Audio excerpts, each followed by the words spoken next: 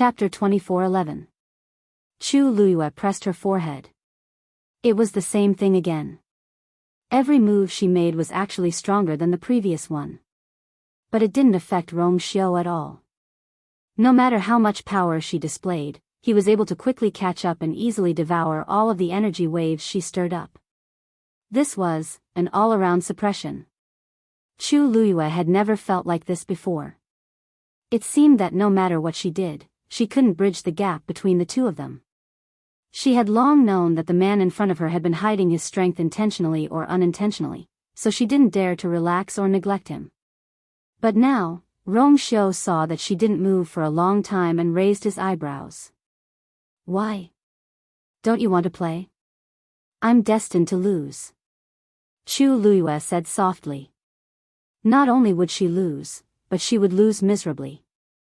Even if the two of them had just started, she could already see the ending. Rong Xiao looked at her quietly. The bright light outside the window shone on her face through the window. Her skin was like jade, and her eyes were like stars. She lowered her eyes slightly, and her thick and curly eyelashes fluttered slightly. After a while, she chuckled softly. Even if I lose, I have to be clear about it. Besides, she wouldn't admit defeat until the end. Rong Xiao's lips curved up into a smile. He already knew her answer and choice, so he was never worried that she would choose to give up in the middle. This was her. Chu Luiyue took a deep breath. Continue. Swish. Sheng Guanjing held the long saber in his hand and made a light slash. The void in front of him was instantly cut open. His eyes lit up. A divine artifact was indeed extraordinary. He sorted out his emotions and flew down under the gazes of countless people around him. Senior Tang Ku, thank you. He came to Tang Ku and the others, cupped his fists and thanked them solemnly. If it weren't for Tang Ku's help, he didn't know when he could take this step. Tang Ku waved her hand with a smile. Why are you being so polite? You were able to break through to become a refining saint mainly because of yourself. Otherwise, with so many refining venerables, it wasn't that they didn't know how to succeed, but it was still very rare. The guidance and help of others only played a supporting role. In the end, the most important thing was still the person. Even without him, Sheng Guanjing would be able to break through to become a refining saint sooner or later. If you really want to thank someone, you should thank these two girls. Tang Ku laughed and said, if they hadn't helped you gather so many heavenly thunders, there would have been no other way. Sheng Guanjing also laughed and said seriously to the two girls. Aunt 11, Aunt 12, it's all thanks to you. 12 blushed and waved her hand. No, this was Masters Taizu. They were already very happy that they could do something to help. 11 said. This is what we should do, you don't have to be so polite. If you need the heavenly lightning in the future, just let me know. Over the years, the two of them had accumulated a lot of divine artifacts, and Tang Ku's inventory was also very shocking, so there was no need to worry even if the lightning pool was sealed. Sheng Guanjing laughed and suddenly thought of something. It was indeed luck that I was able to succeed this time. However, I don't know how long the lightning pool will be sealed. As long as the lightning pool was not sealed, the refiners in the illusory god palace would be restricted for one day. This was really troublesome. As he spoke, he turned his gaze and looked somewhere. You, and Rong Xiao haven't come out yet? This game of chess seemed to have been going on for a long time, right? Tang Ku followed his gaze and narrowed her eyes. I think we'll have to wait for a while, Sheng Guanjing thought for a moment and said. Then I'll wait for you here first, and we'll enter the illusory god palace together later. Tang Ku wanted to say something but stopped. On the other side, Yu Qian and Mao Zhen had just walked out of the Divine Beast Mountain. As soon as they came out, they saw Tianlei flashing in the sky in the distance. The two paused in unison. Yu Qian narrowed his eyes and quickly realized what had happened. He frowned slightly. Someone has broken through to the refining saint realm. It seems to be Sheng Guanjing, Mao Zhen added. He was quite familiar with Sheng Guanjing, so although he was still quite a distance away, he quickly guessed the answer. Shengguanjing? Wasn't that Chu Liuyue's Taizu? Yu Qian knew this name, but he had never cared about it before. He didn't expect that he had successfully stepped into the refining saint realm. Yu Qian's face darkened. Chu Liyue wasn't enough, and now there were so many more people. Qi Han, Mu Hongyu, and Su Li, who had already entered the illusory god palace at the beginning, now, Shengguanjing had also become one. Would there be others who would continue to follow? Yu Qian felt uncomfortable when he thought of that scene. If it weren't for Dumpling and the music score, he wouldn't have taken Chu Liyue seriously at all. But now, he realized that the woman whom no one paid any attention to was breaking their expectations step by step and doing things that were beyond their imaginations. I really underestimated her. Mao Zhen raised his eyebrows slightly. Of course, he could hear the Yu Qian's disgust for Chu Liyue. Yu Qian looked at him. Patriarch Mao Zhen, why are you looking for me this time? Mao Zhen was about to speak when a woman's voice suddenly sounded. Second Divine Envoy. The two of them looked in the direction of the voice. Yu Qian frowned. Xu Jing, why are you here?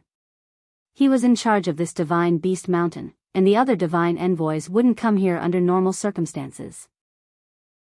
Xu Jing was, second divine envoy, I have something important to. Xu Jing was halfway through his words when he saw Mao Zhen next to him. He couldn't help but pause. Yu Qian frowned. Chapter 24:12. Mao Zhen said that he had something to discuss with him, and Xu Jing actually followed him. How could it be such a coincidence that everything happened at the same time? Then who should he listen to first? Xu Jing glanced at Mao Zhen and said softly, Second Divine Envoy, it's about the Herb Mountain. Yu Qian's heart skipped a beat. Mao Zhen's gaze wandered back and forth between the two of them for a moment before he laughed. Second Divine Envoy seems to be very busy, so I'll make a long story short. I want to make a trip to Fengming Mountain, and I would like to ask for your permission. Yu Qian's expression was slightly cold, and he rejected without any hesitation. Patriarch Mao Zhen, I'm afraid that's not appropriate. Oh.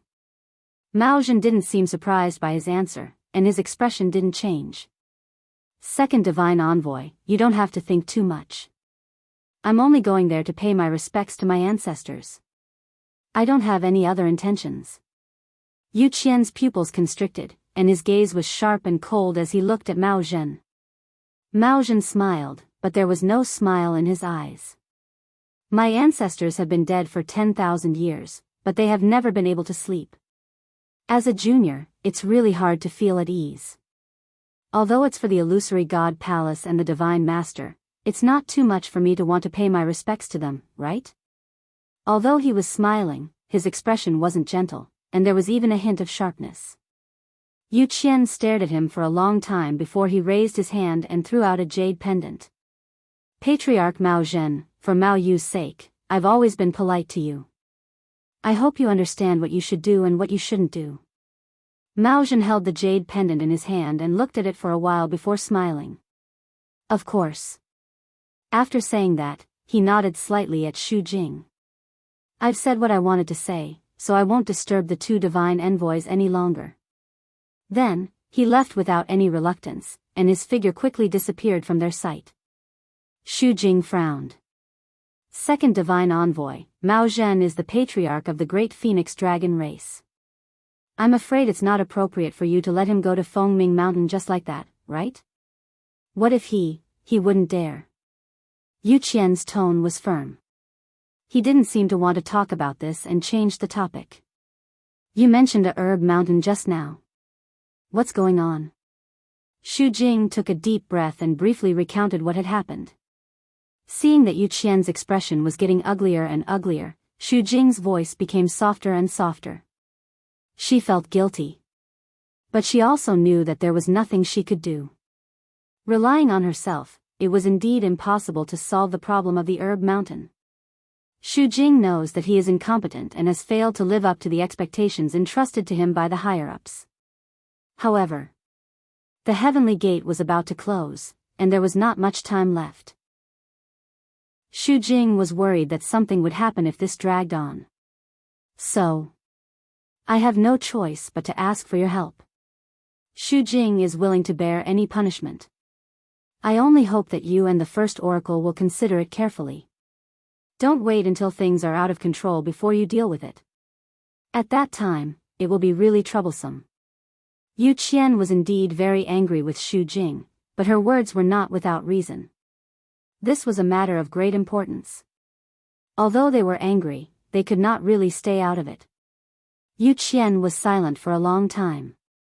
Then, he said coldly, "You didn't look for the first oracle about this matter?"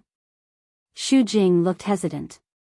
"I have already begged the first oracle several times before, but he refused to even meet me once. Let alone this matter." In desperation, she could only turn to Yu Qian for help. Yu Qian suddenly laughed. His voice was emotionless.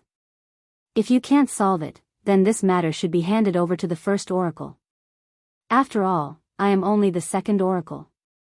There are many things that I can't intervene in." Xu Jing was a little confused. Wasn't the second oracle in charge of the illusory god palace all these years when the first oracle was in seclusion? Why was he suddenly shirking his responsibilities now? What was going on? Xu Jing had known Yu Qian for a long time. She knew very well that Yu Qian would definitely be happy to solve these matters. But his attitude now, was it because the first oracle punished him by kneeling outside the door for 3 days? She muttered, "But, the first oracle is unwilling to do anything. If even you. Then what should we do if something really happens?" The consequences were not something that she could bear alone. "Second oracle, why don't you go and ask the first oracle personally?" The only one who was qualified to do so was the Yu Qian. However, Yu Qian's face became even gloomier after hearing this.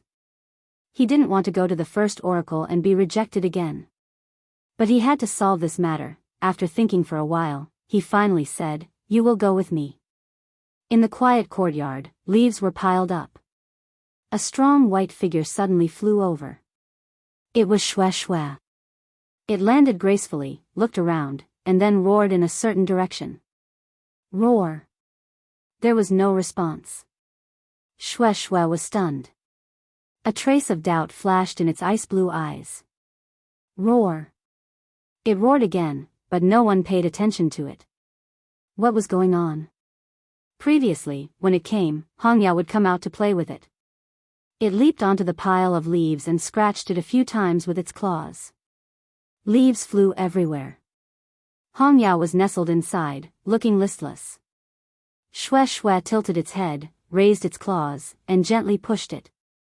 Hongyao gave it a fierce look. Very annoying. Don't disturb. Xue Xue was inexplicably angered and was confused. It subconsciously looked at the house next to it. Why are you angry with your master? Why are you venting your anger on me? Suddenly, a knock came from outside. Knock knock. Hongyao. I'm here to look for you. Dumpling's cute and clear voice sounded. Hongyao immediately turned over and fanned Xue Xue's head with its wings. Xue Xue didn't care about it. It anxiously looked around. Where? Where? It had to find a place to hide. Digression. The wind blows, it blows until 6:00 update drops. Chapter 24:13. Puff. Xue Xue plunged into the pile of fallen leaves.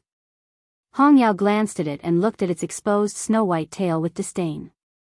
What a waste of such a big head. Its brain was also not very bright. Hongyao raised its wings and helped Xue Xue, which was rare. It piled the fallen leaves on Xue Xue's body and barely covered it.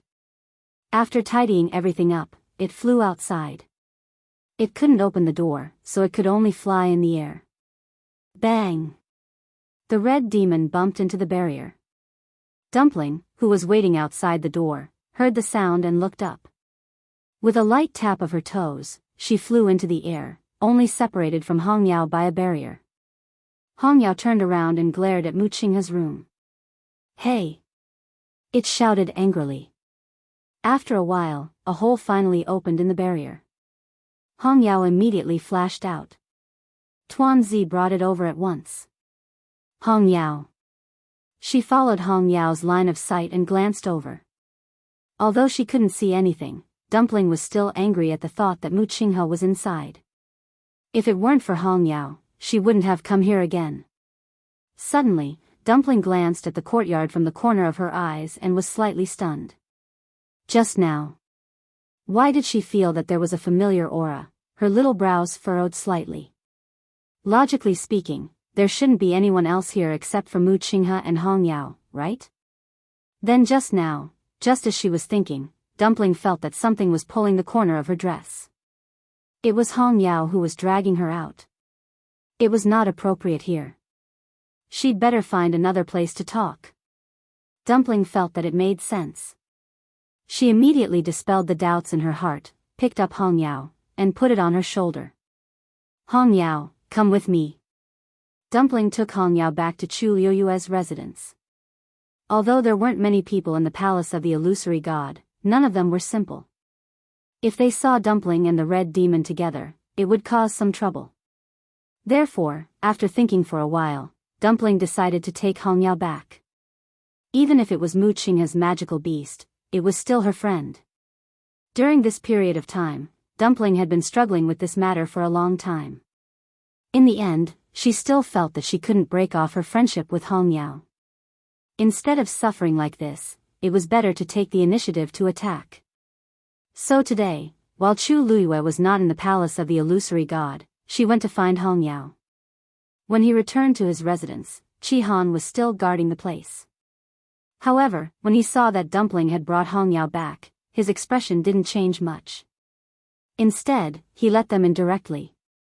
After entering the room, Tuan Zi closed the door and asked straightforwardly, Hong Yao, break the contract with Mu Qinghe. Hong Yao was stunned.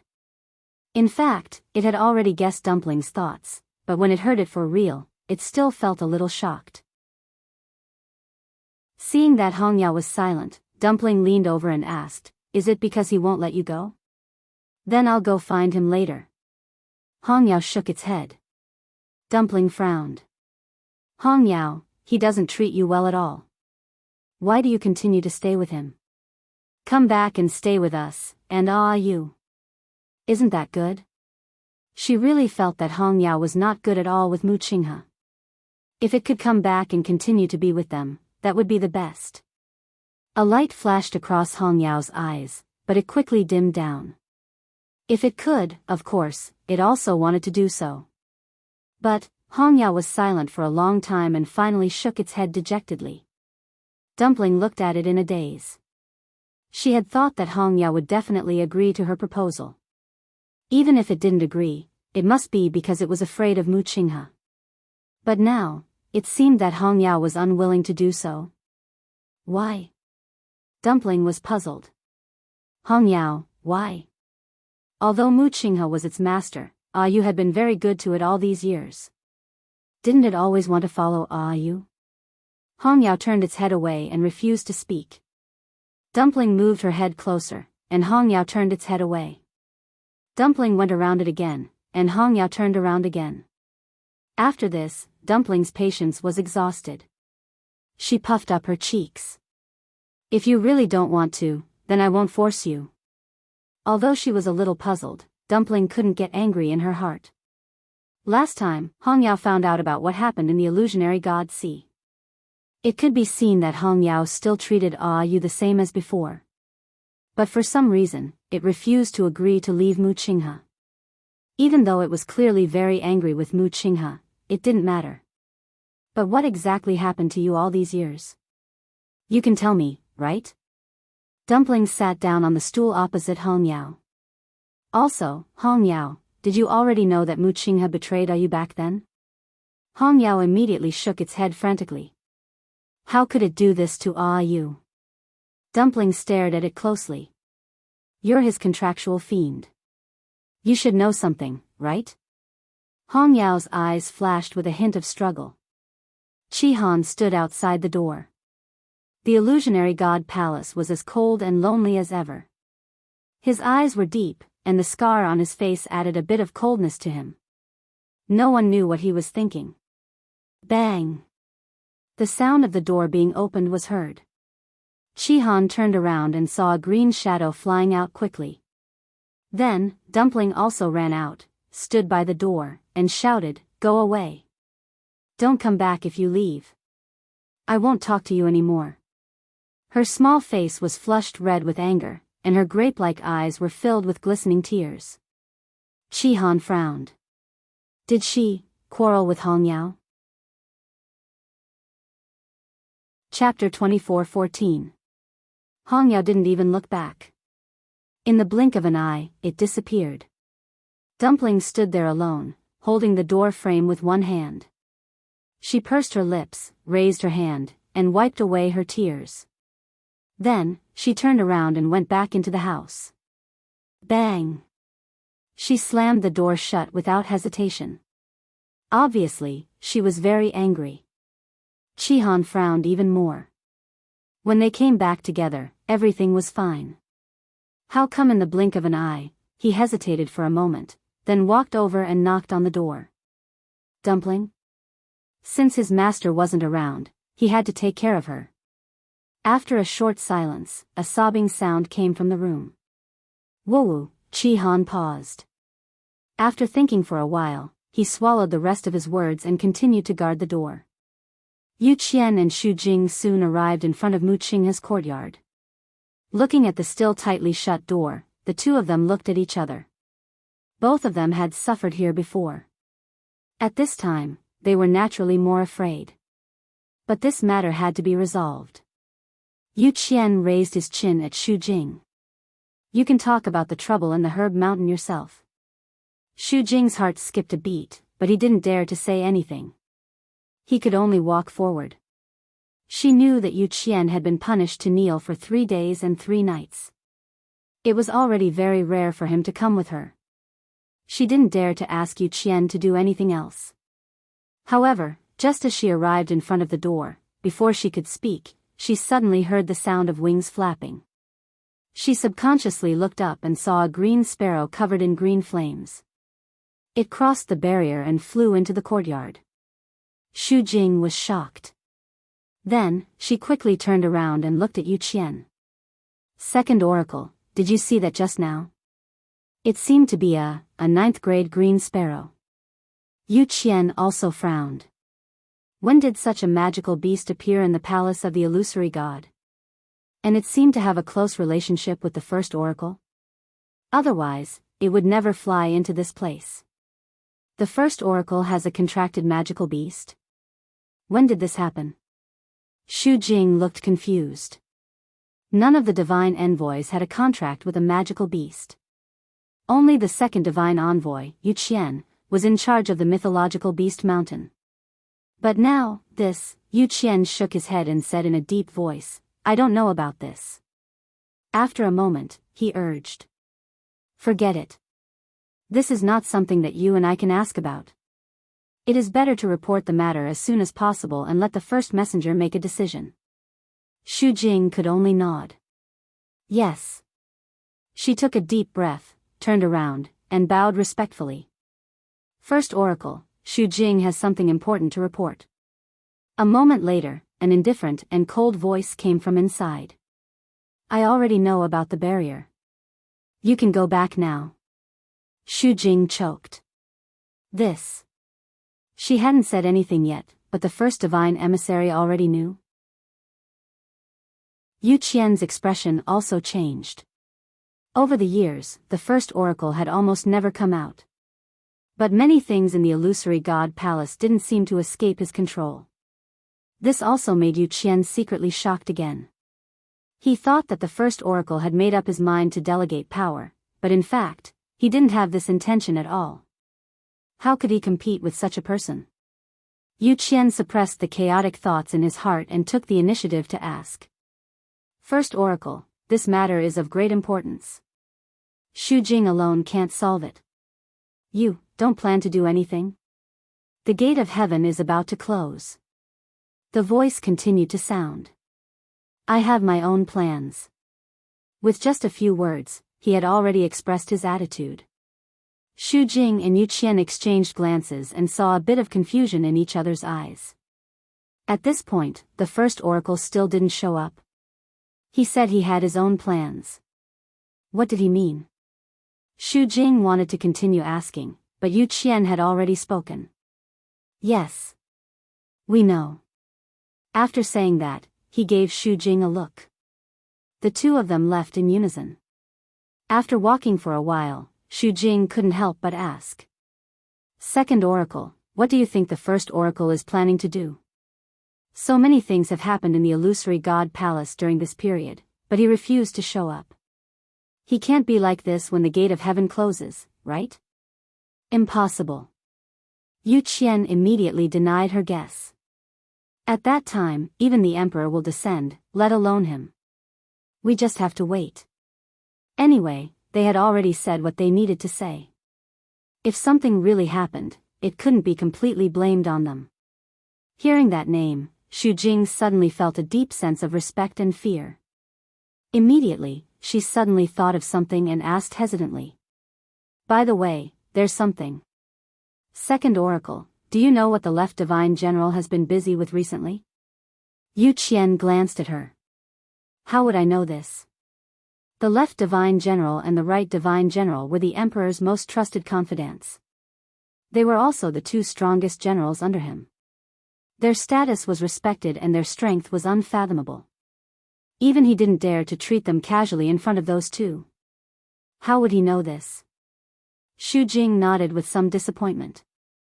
In fact, she had already expected this result, but she was unwilling to accept it and still wanted to ask clearly. Why are you suddenly asking this? Nothing. Xu Jing forced a smile and casually came up with an excuse. But who was Yu Qian? He could see Xu Jing's thoughts clearly. But he didn't point it out. It's almost time. At that time, they will definitely appear with the emperor. If you're not in a hurry, just wait patiently. Yes. Waiting was always especially unbearable. Shang Guanjing glanced at the room again in confusion. It's been so long. These two. This game of chess, haven't they finished yet? In the room, Chu Luiyue stared at the chessboard in front of her. Her lips were slightly pale. She rubbed the chess piece in her hand and suddenly thought of something. She looked up at the man opposite her. It was also you in the Red Moon Desert? Rong Xiu's lips curled up slightly, but he didn't comment. Chu Luiyue paused. Biyao and the others knew your identity long ago? Digression, if there was a secret that needed everyone to hide together. What would it be? Chapter 24:15. Rong Xiu pondered for a moment, as if thinking about how to answer this question. But in Chu Luiyue's eyes, this reaction was already a clear answer. She sneered. This man had hidden it from her so deeply. But anyway, Biyao and the others had done similar things a long time ago. When she came to the illusory god palace for the first time and saw the Xian formations on the star path, she knew that some things were no longer under her control. In contrast, she quickly accepted Rong Xiu's identity as the first master. Rong Xiu paused and said, they didn't know about what happened to Yao Chen at the beginning. Chu Luiyue's eyebrows moved slightly. What does this mean? She narrowed her eyes slightly and fixed her gaze on the man in front of her. Rong Xiu. Why are you suddenly telling me this at this time? Chu Luiyue asked softly. First master, if Rong Xiu didn't take the initiative to say it, she probably would never have thought of it. It didn't seem to matter even if these things were to be buried under the dust of time. But he still said it, and at this time. Rong Xiu smiled. There are some things that you will know eventually. In the past, he didn't want her to know and did everything possible to hide it. But now, he still had to say it. Rong Xiu thought of something and a layer of darkness covered his eyes. Bright flowing lights flickered and were reflected in his eyes, silently gathering. Chu Luiyue couldn't see through it. Rong Xiu was very thoughtful. Although she thought the same as this man most of the time, when he didn't want to show anything, no one could see through his thoughts. Including her. Rong Xiu suddenly asked, aren't you angry? Chu Luiyue rested her chin on one hand and rubbed the chess piece thoughtfully with the other. Why should I be angry? Although you hid it from me, didn't you tell me now? She was actually not particularly concerned about this matter. Because she knew that he would never hurt her. This was an absolute certainty that came from the depths of his heart, a will that was even engraved in his bones and blood. But after this round, you have to answer all my questions truthfully. Rong Xiu's lips curved up. Of course. Chu Luiyue made up his mind and finally put down the chess piece in his hand. Time passed. These two children haven't come out yet. Are they planning to wait until the divine gate closes? In the courtyard, Shang Guanjing sat on a stone bench, speechless. He had been waiting for a long time, but the doors of the two were still tightly shut, with no intention of coming out. Apart from the fluctuations that he could faintly sense from the barrier, there was nothing else. After thinking for a moment, he suddenly stood up. Forget it. I'm not waiting anymore. He should first go to the illusory god palace to take a look. He knew that Dugu Mabao and Lan Xiao were trapped inside. Previously, he wanted to wait for Chu Luiyue because he wanted to go with her and see if they could cooperate to find some clues. But now that she had not come out, she would probably be busy for a while. He could not wait any longer. Senior Shangguan, are you going to the palace of the illusory god? A crisp voice could be heard all of a sudden. Shangguan Jing turned his head. Aunt 11? Yes, what's wrong? Aunt 11 thought for a moment and shook her head. My sister and I also want to go to the palace of the illusory god, but it might be a little difficult. Shangguan Jing was a little curious. I heard the two of you talk about this before. Why? Are you curious about what it's like inside? Why don't I come back later and tell you about it? Aunt 11 shook her head. No. It's just. She was not curious. She just wanted to go in. But this feeling was really hard to describe. She pursed her lips. Then I wish you the best. Shangguan Jing did not think too much about it. He just thought that Aunt 11 and Aunt 12 were still children and wanted to go to the palace of the illusory god to take a look. Not to mention them, who in the entire palace of the illusory god didn't want to go in? It was normal. Just as he got up, he heard another series of footsteps. Hey! Shangguan. Wait! Shangguan Jing turned his gaze and saw Tang Ku walking over quickly. Then, Tang Ku handed over a jade bracelet. This is the interspatial bracelet I just made recently. There are some things I prepared for Lizzie in it. Can you help me send it over? Shangguan Jing subconsciously took the bracelet and looked at him strangely. Senior Tang Ku, if you want to send it over, can't you go yourself? He was also a refining saint. It was easy for him to go in. Why did he have to ask him for help? The corner of Tang Ku's eyes twitched. Ahem, this. I still have something to deal with, so. I may not be able to go for the time being. Shangguan Jing looked suspicious. Something? What could happen to him? If it was before, Tang Ku was mostly helping to guide him, it would be understandable. But now, he had successfully broken through to become a refining saint. Logically speaking, Tang Ku should be free, right? Besides, everyone knew how Tang Ku treated Su Li. He clearly missed Su Li very much, but he refused to go to the palace of the illusory god. Senior Tang Ku, is it inconvenient? Shangguan Jing asked tentatively. Tang Ku hurriedly waved his hand. No, no. I really can't get away for the time being. Wait for a while, I'll go over. Shangguan Jing did not quite believe his excuse, but since the other party had already said so much, there was no need to continue asking. He nodded. Senior Tang Ku, don't worry. I'll definitely help you send it over. Tang Ku secretly heaved a sigh of relief, gave a few more instructions, and went back. The door was closed. Shangguan Jing was stunned. It seemed that Tang Ku really did not plan to go now. He put away the bracelet and headed in the direction of the palace of the illusory god. Shangguan Jing entered the palace of the illusory god very smoothly and quickly found Su Li's residence.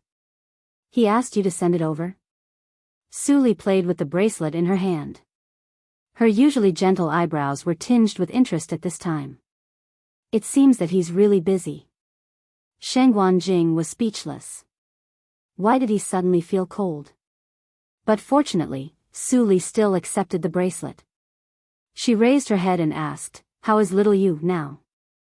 I haven't seen her these few days." Shangguan Jing briefly explained the situation to him. Su Li suddenly understood. I see. But, Holy Sun is really strange. Why does he want to play chess with little Yu, at this time? Shangguan Jing shook his head. Both of them have their own ideas. Maybe they have other plans. Rong Xiu's strength is tyrannical. The two of them can also improve their strength by exchanging pointers. He was also familiar with Rong Xiu. He deeply knew that the strength he displayed was far from what it seemed on the surface. Su Li nodded and said, "You're right. But now little Yu has finished walking the Star Road and comprehended all the Xian formations on it. Logically speaking, she's already very powerful. After a while, the gate of heaven will close. I don't know if she can ascend to heaven and become a god at that time." Chapter 24:16. She doesn't have a bloodline totem. Su Li frowned slightly. Shangguan Jing paused. Actually, to him, this matter was also a mystery that he couldn't solve. Because he knew very well that Chu Luyue had a bloodline power in her body. But it didn't belong to the Shangguan family. Even though he founded the Tianling dynasty single-handedly and went to the Divine Ruins world later and made a name for himself, that was all later. Chu Luyue shouldn't have a bloodline power in the first place. Shangguan Jing used to be very curious about this. He wanted to ask about it several times, but he didn't have the chance. Until now, Chu Luyue successfully entered the palace of the illusory god, which shocked everyone. In fact, all of this was because Jin Yunlai didn't detect Chu Luyue's bloodline power at the gate of heaven. Shangguan Jing knew that there must be something wrong with this. But he didn't know the details, and he couldn't find the time to ask her recently. She should be able to, right? Shangguan Jing said, his voice a little vague. Su Li nodded. That's true. It's hard to say. After all, those divine envoys said that she couldn't open the door of the palace of the illusory god. But isn't she fine now? Chu Luyue had too many trump cards and secrets. Shangguan Jing changed the topic. By the way, I wonder if Mr. Su has found anything while you're here? Su Li sighed helplessly. The palace of the illusory god is heavily guarded. It's really hard to find out. That's true. Shangguan Jing wasn't surprised by this result. This matter couldn't be rushed. If it was really so easy to find, then he would suspect that there was something wrong with the palace of the illusory god. But, Su Li suddenly thought of something, and her expression changed slightly. But what? I saw someone go to the Chaos Holy Jade. Hesitation appeared on her face. Shangguan Jing's expression froze. What's going on? Is there something wrong with the Chaos Holy Jade? The missing piece was now in Chu Luyue's hands. He couldn't help but worry. Su Li held her breath and shook her head. Actually, it's not the Holy Primal Chaos Jade. It's the white jade pillars at the side. I saw someone go over there and add something to them. Shangguan Jing was dumbfounded. Due to the distance, I couldn't see it very clearly. I only saw that after that thing was added, the flame on the white jade pillar burned even more vigorously than before. Su Li bit her lip. Shangguan Jing frowned as countless guesses flashed through his mind. When he came in, he had an impression of those white jade pillars. He paused for a moment and said slowly, "This doesn't seem to be wrong. Wasn't the flame on the white jade pillar burning all the time? That's the problem." Su Li's voice became softer.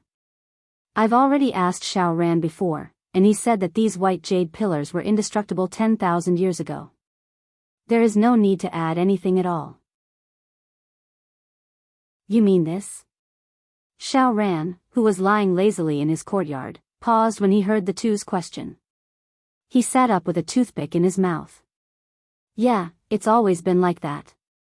He raised his chin and looked in the direction of the illusory god palace's main hall. The chaotic holy jade is closely related to the divine master. The flame on those white jade pillars was also nourished by the divine master's own divine power. That's why it hasn't been extinguished for 10,000 years. Is there a problem? Shangguan Jing and Su Li looked at each other.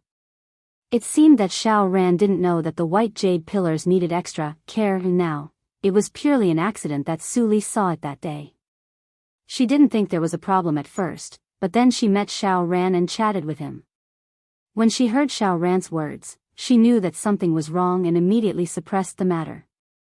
When she asked again today, as expected, what's with your expressions? Xiao Ran bit the toothpick and looked back and forth between the two. Everyone in the illusory god palace knows about this. Oh, right, you just came here not long ago, so it's normal that you don't know about this. Su Li showed a look of understanding, and her eyes darkened. I see, in that case, there really was a problem. At this moment, a gust of wind blew. Something fluttered down from the sky. Su Li looked up curiously and reached out to catch the thing. She was stunned. This was a peach blossom. It was pinkish-white, with pink petals and a swaying stamen. It was just right. Su Li was wondering where this thing came from when Xiao Ran suddenly stood up and looked at the peach blossom in her hand in shock. How could this be? Su Li and Shangguan Jing were both puzzled. What's wrong? Is there something wrong? It was just a peach blossom. Although it was a little strange that it appeared here, there didn't seem to be such a big reaction, right? Xiao Ran stared at the peach blossom and reached out to take it. Soon, the pinkish-white color on it gradually faded. A wisp of golden and black intertwined. Seeing this change, the expressions of the two beside him changed. This was obviously not a real peach blossom. Xiao Ran looked up in a certain direction and frowned. Could it be? Because the gate of heaven is about to close? This was a peach blossom in the abandoned garden. But why would it be blown here? He remembered that Chu Luiyue had mentioned this to him before. At that time, he only said not to be too involved with it, but now, it seemed that there was a problem with the abandoned garden. Xiao Ran? Xiao Ran? Su Li waved her hand in front of Xiao Ran. Only then did he come back to his senses. His expression was still complicated. Don't ask any more. This matter. Don't mention it again. The two of them exchanged glances. Originally, they wanted to find out more information, but seeing Xiao Ran like this, it was obvious that he wouldn't say anything. Okay. Everyone was smart.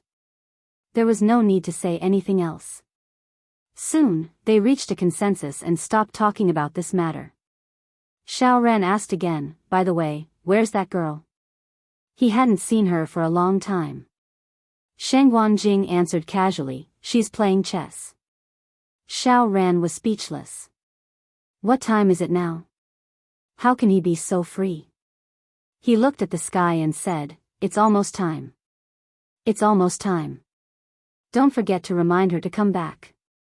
This is the only chance to ascend to the heavens and become a god in 10,000 years. After Su Li and Shangguan Jing responded, they quickly left. Xiao Ran lay down again and picked up the peach blossom in his hand. The wind blew and turned it into powder silently. He frowned and sighed softly after a long time. Half a month passed in the blink of an eye. In the blink of an eye, there were only 3 days left before the gate of heaven closed. The atmosphere in the illusory god palace was extremely tense. Everyone was waiting for that day to come.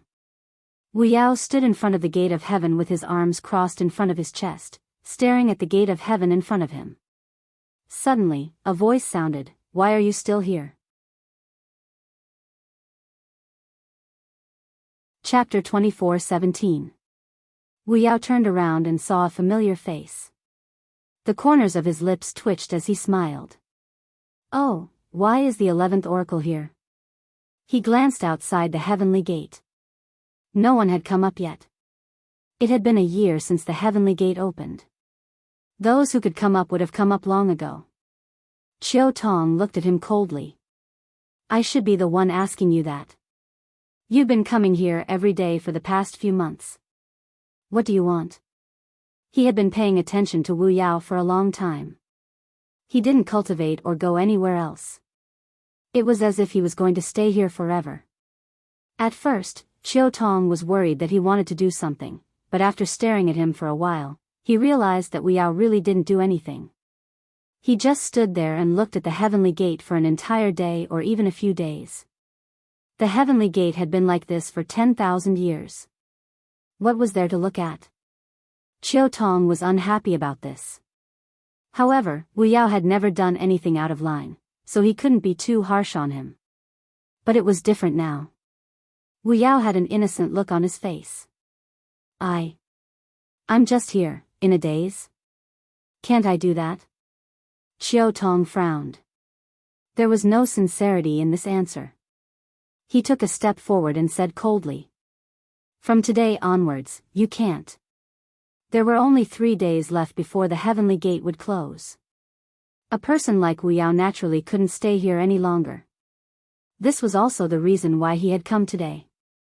"Wu Yao, I can't just stand here and watch." "No. Then I'll stand further away." Chiu Tong's expression became even colder. Wu Yao wasn't stupid. He immediately raised his hand. Okay, I'll leave." He didn't want to fight with this oracle. It wasn't worth it. With that, he finally lifted his leg and left. Behind him, Chiu Tong's gaze was fixed on him, sharp and cold. Wu Yao scoffed in his heart, rubbed his fists, shrugged, and left. It wasn't until Wu Yao's figure completely disappeared from sight that Chiu Tong's expression softened. He came to the heavenly gate and looked outside. A silver bridge stretched all the way down to the dark and treacherous sea. The water was cold and wet. Vaguely, there seemed to be a faint smell of blood spreading with the wind. Chiu Tong frowned. It had been a long time since the banquet and Jiu Long's punishment in the illusionary god sea. But until now, they still hadn't returned. The first oracle had no intention of relenting. There were only 3 days left. Could it be that he had to continue waiting? He shook his head. Inside the room. On the chessboard, the black go pieces and the scarlet gold go pieces were fighting intensely. More than half of the chessboard had been filled.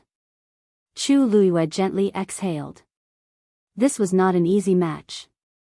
Every ray of light and every chess piece on it contained an astonishing amount of power.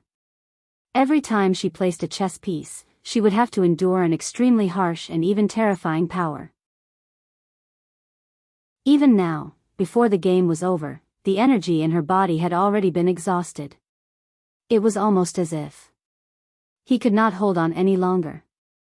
Even her hand, which was holding the chess piece, was trembling slightly. But the man opposite her did not say a word. His eyes were deep, and it was difficult to guess what he was thinking. Chu Luiyue thought for a long time, and finally chose a position. She raised her hand and placed a chess piece. Pack! The scarlet gold go piece had just landed when it was quickly and crazily torn apart by the terrifying power around it. In an instant, the go piece shattered. Chu Luiyue's body shook, and blood slowly flowed out of the corner of her mouth. She supported herself with one hand on the table. Her face was extremely pale, and her body was trembling slightly. If not for that, she would have collapsed. Rong Xiu's hand in his sleeve slowly clenched. On the back of his hand, green veins appeared clearly. Then, he said, "Continue." His voice was cold and low. Chu Luiyue slowly wiped the blood from the corner of her mouth. She used all her energy to channel it into her fingertips. Her movements were extremely slow. If anyone else was here, they would definitely see that Chu Luyue had reached her limit. She was almost unable to lift her hand. But Rong Xiu did not move. He just sat quietly opposite her, waiting patiently. Chu Luyue gritted her teeth and finally placed another chess piece. Clang! The sound of a zither suddenly rang out from her body. Chu Luyue's eyebrows twitched. Then, she felt a wave coming from the interspatial ring on her hand. That was, the stones brought back from the god-slaying mound were agitated. She was shocked and opened her eyes slightly. Pack! Rong Xiu opposite her had placed another chess piece. Chu Luyue looked up and her pupils shrank slightly. The black go piece had almost forced her into a dead end. There was no way to retreat. Another sound of a zither rang out. Chu Luyue suddenly realized something. This was not the first two pieces of music. This was the last piece of music. She suddenly looked up at Rong Xiu. He said, "It's not over yet." In the god-slaying mound. The sky was dark and dark clouds gathered. A rough wind blew across the wilderness, stirring up the sand. Everything was foggy, as if covered with a layer of gauze. It was impossible to see clearly. There was no one here. It was as silent as a huge tomb. Countless broken tombstones were scattered on the ground, full of indescribable desolation and sorrow. The black wall that stood between the heavens and the earth was silent. After a long time, there seemed to be a voice, laughing but not laughing. Finally, this day has come. She had really waited for a long time. Digression, 6:00. Chapter 24:18. The sound of the zither rang out, solemn and desolate. Sound after sound rang out in succession. It was slow and firm, creating a unique melody. That was the third zither score. At this moment, under the combined effects of many forces, the last piece of the zither score hidden in Chu Luyue's body began to merge. Every sound fell clearly into her ears, enveloping her. The entire room seemed to be squeezed tight by the sound of the zither. The blood in her body surged rapidly, almost boiling. Chu Luyue took a deep breath, swallowed the thick blood between her lips and teeth, and continued playing. A layer of dazzling golden barrier surrounded the entire room. No matter how much energy there was, it was completely devoured and annihilated. Not a single bit leaked out. Therefore, even though they were close by, the others in the courtyard did not know what was going on inside. Biyao returned to the courtyard, only glanced over a few times, then went to the back to practice his martial arts. Hua Shuang opened the door, and the golden-winged black-boned beast instantly flew over. At his feet, a small wind-treading tiger also jumped onto his calf. He laughed heartily, and picked up the small wind-treading tiger. Little Hachi was sleeping on a rattan chair, her head slightly tilted.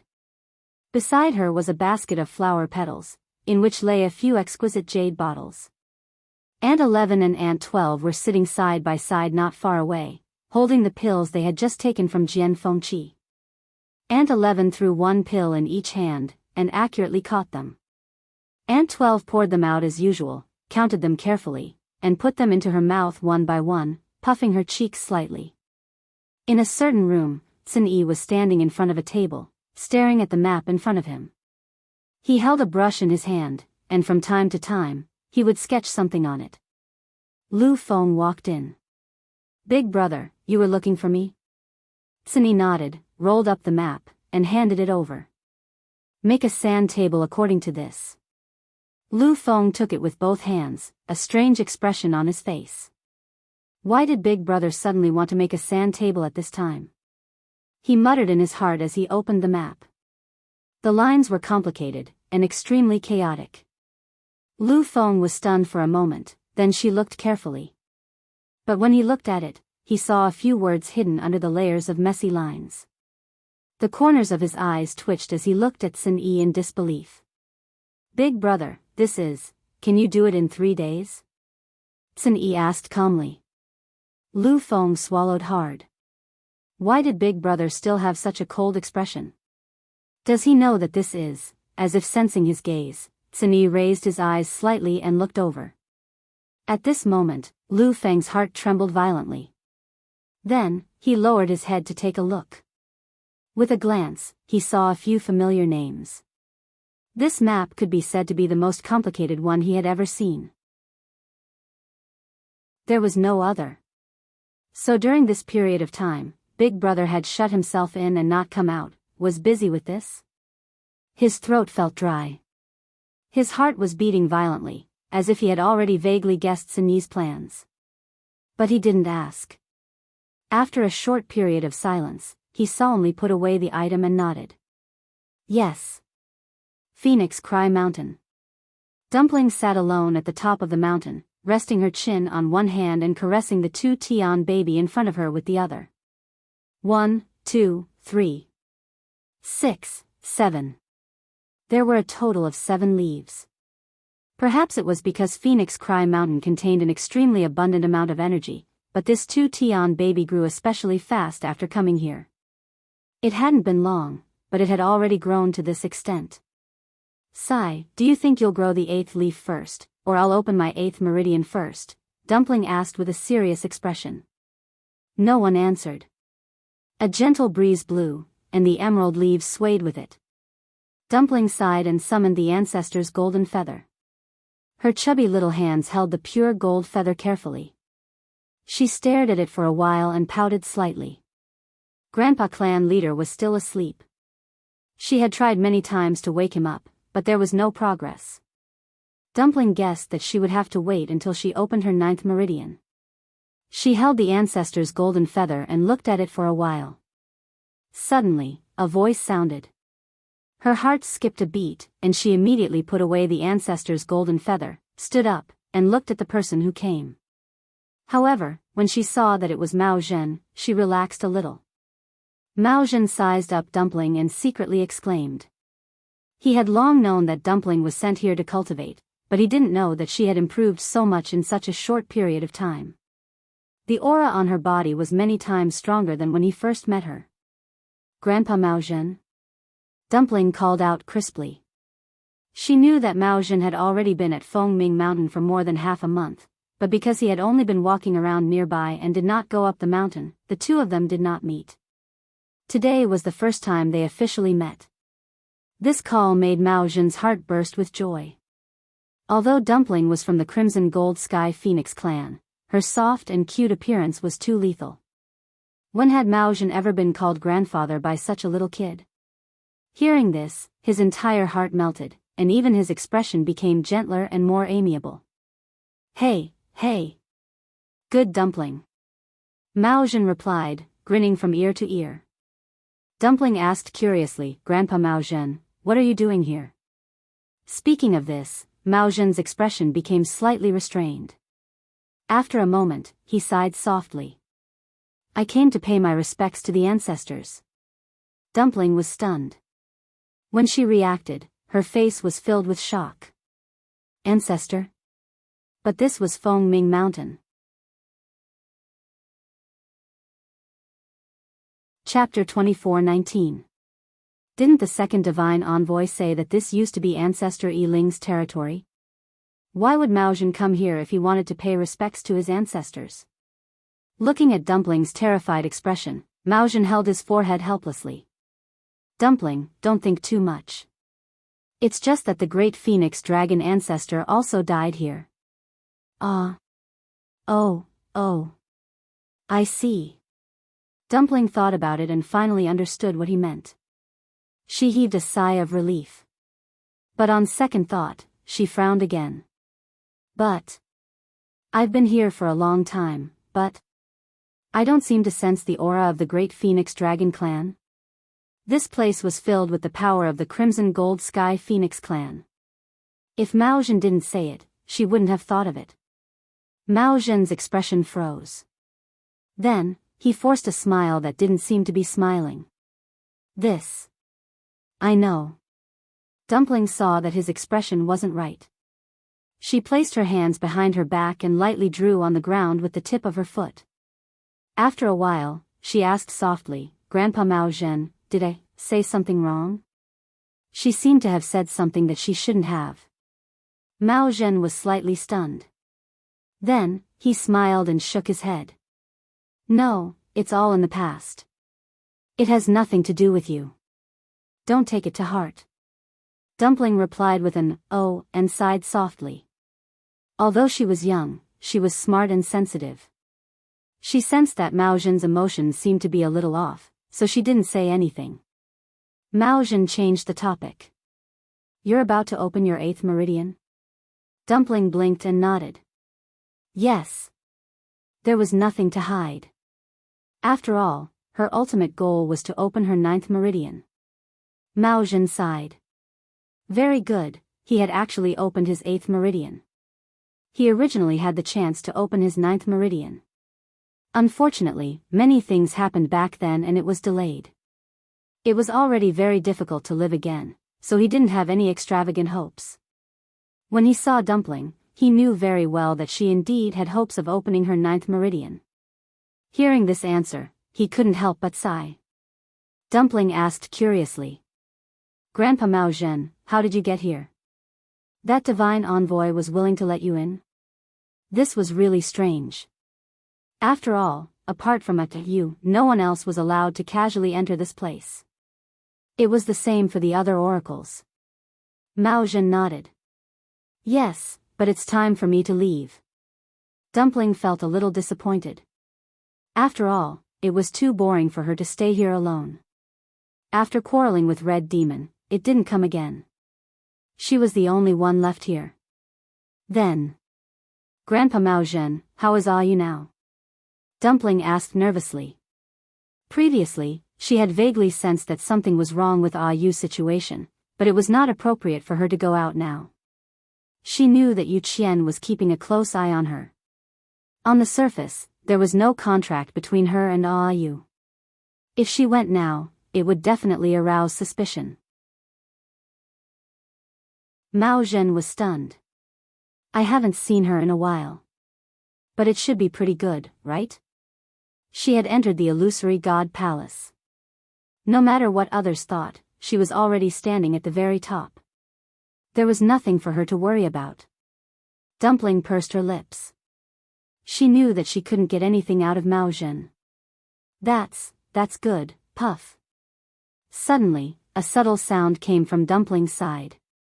She looked down in surprise, and her big grape-like eyes immediately widened. The heaven-wrecking holy seed had actually sprouted an 8th leaf. Just at that moment. Almost at the same time, she felt that there seemed to be a vigorous force in her body that suddenly stirred up a storm. Dumpling was shocked and subconsciously looked in a certain direction. What was going on with Yu? Why did her strength suddenly soar?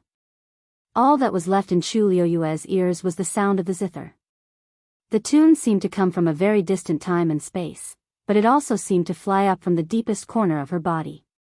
One song, one sound. She supported herself on the table with one hand. Because of the force, her knuckles were faintly white. The other hand was holding a chess piece. Her eyes reflected the resplendent light on the chessboard. Other than that, there was nothing else. She gritted her teeth and put down the chess piece in her hand. Smack. In an instant, the surrounding power rushed in crazily. Chu Liuyue's eyes were dark and bright. She stared without blinking. She had almost exhausted all the strength in her body and was now in a state of overdraft. She was purely relying on the last of her willpower to hold on. However, in the unseen world, every time she thought that she was going to die, there would always be a surge of power in her body. That was the power that had been accumulated in various parts of her body over the years. It could be seen that she was now forced into a desperate situation.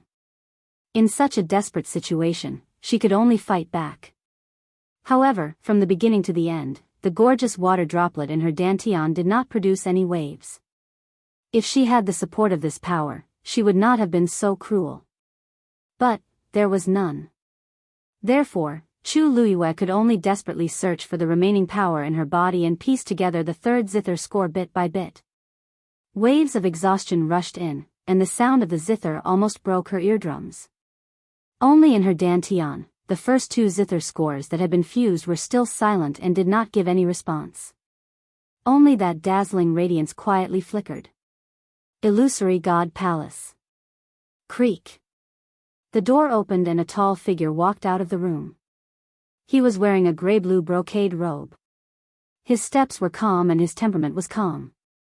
He was walking towards the main hall of the Illusory God Palace. Digression, God, why do I feel like I'm taking a big step towards the end? I don't want to whimper. Chapter 24:20. It was quiet all around. Only a gentle breeze blew, lifting up the corner of his clothes. His eyes were calm and indifferent. No emotions could be seen. Soon, he arrived in front of the main hall and stood still. In front of him, there were 9 flights of stairs. He lifted his foot and went up. When he arrived in front of the main hall, a heavy pressure shrouded him. He pushed the door open and entered. He stopped in the middle of the hall, held his breath, and bowed his head. First Messenger Wuxia greets the Divine Master. There was no one in the hall. Countless lights on the surrounding walls flickered. After a long time, a low and hoarse voice finally sounded from the hall. The gate of heaven, close. Wuxia said respectfully. Yes, Divine Master. After that, he turned around and went outside the hall again. But this time, a heavy and majestic bronze bell appeared in the air in front of the main hall of the palace of the Illusory God. He came in front of the bronze bell, and a ray of divine power flew out and hit it hard. Dong, the boundless and distant sound of the bell reverberated throughout the world.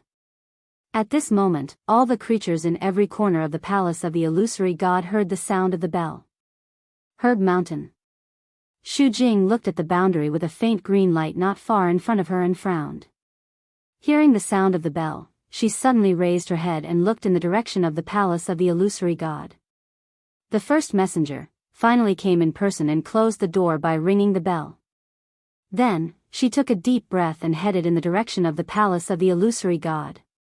Only the celestial physician who was collecting herbs or practicing alchemy on the mountain peak in the distance looked up. They were nervous, excited, and uneasy. Lightning pool. A huge seal froze the lightning pool. It was silent. But looking down from the sky, one could still see the countless lightning pool that seemed to have frozen. Silver and gold intertwined, revealing a cold light. Mu Dongyu fixed her gaze, and then her figure flashed and disappeared from the sky above the lightning pool. At this moment, on the shore of the lightning pool, a tall figure stood quietly. It was Shijing. He stood on top of a black reef, holding a hammer in one hand and a fist in the other. His muscles bulged from head to toe, as if they contained endless power. And in front of him, the lightning pool was like a thick layer of ice, unmoving. Hearing the sound of the bell, Chihan's expression froze, and he looked up. His face was colder than usual, and the scar on his face made him look even more severe. No one knew what he was thinking, but a dark color surged in his eyes, making it hard to fathom.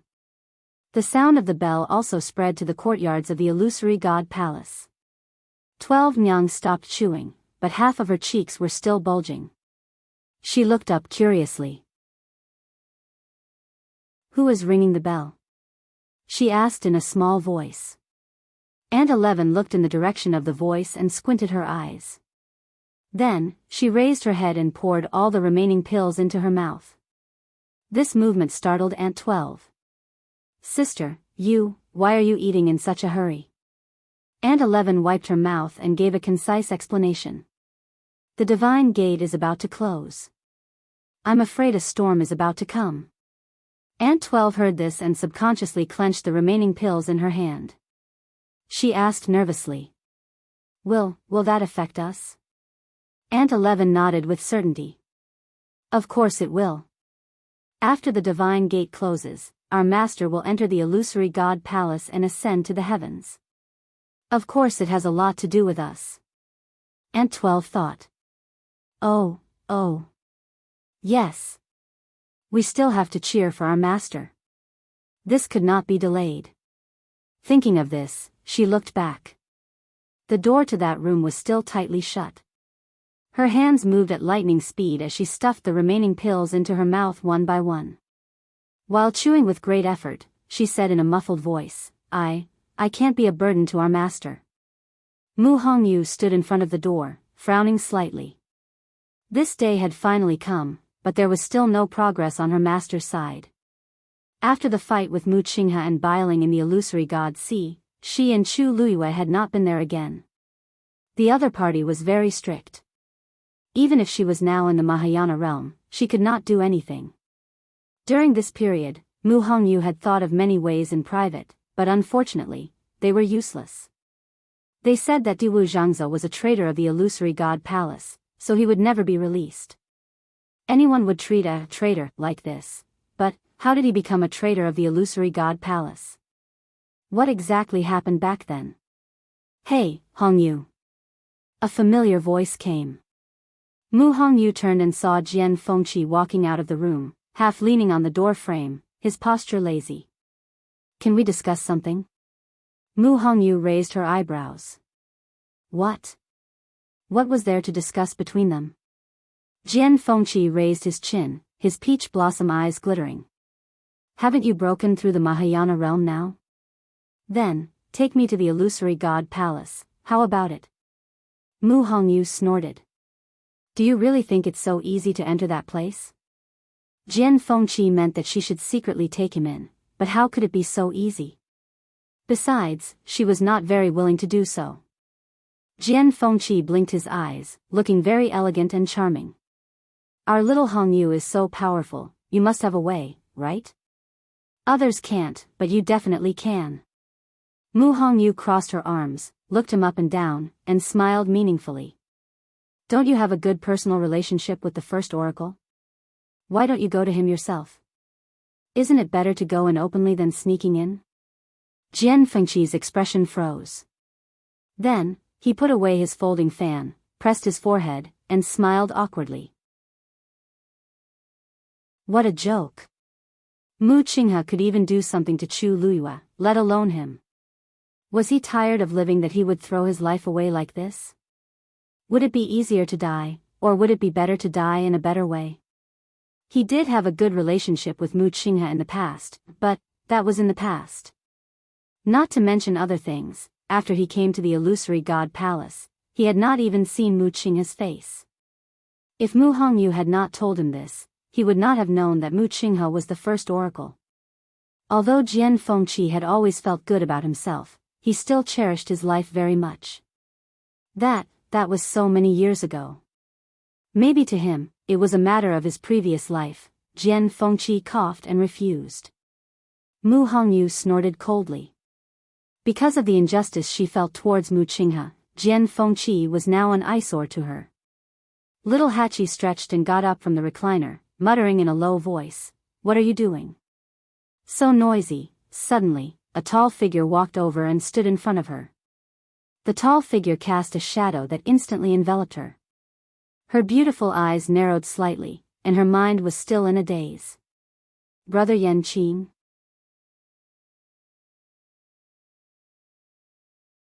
Chapter 24-21. Her voice was soft and gentle. At this moment, she was still rubbing her eyes with one hand and stretching her waist, revealing a slender and white waist. Against the dazzling and exquisite beaded tassels, it was even more clear and eye-catching. It was like a hand that could be easily grasped. Yanqing's hands behind his back slowly clenched. He looked away and his gaze fell on her face. She covered her face with one hand, only revealing a half-closed eye. Perhaps because she had just woken up, her eyes were still a bit watery. Charming and soft, yet clear and innocent. Like a gorgeous and fragile glass, but also like a flower in full bloom.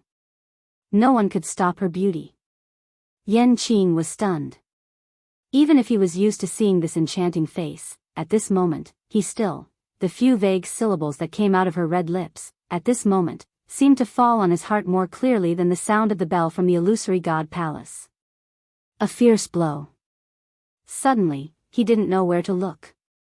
Little Hachi didn't notice the subtle change in his expression and only looked at him blankly. At this moment, she came back to her senses and smiled. Why aren't you saying anything? Yan Qing held his breath for a moment, his eyes lingering on her smile for a moment, then he said lightly, nothing, the gate of heaven is about to close. Seeing that you were still sleeping, I thought of waking you up. It was rare for him to say so much at once. Little 8 blinked and turned around to take a look. I was wondering why he would ring the bell in the middle of the day. She stood up lazily.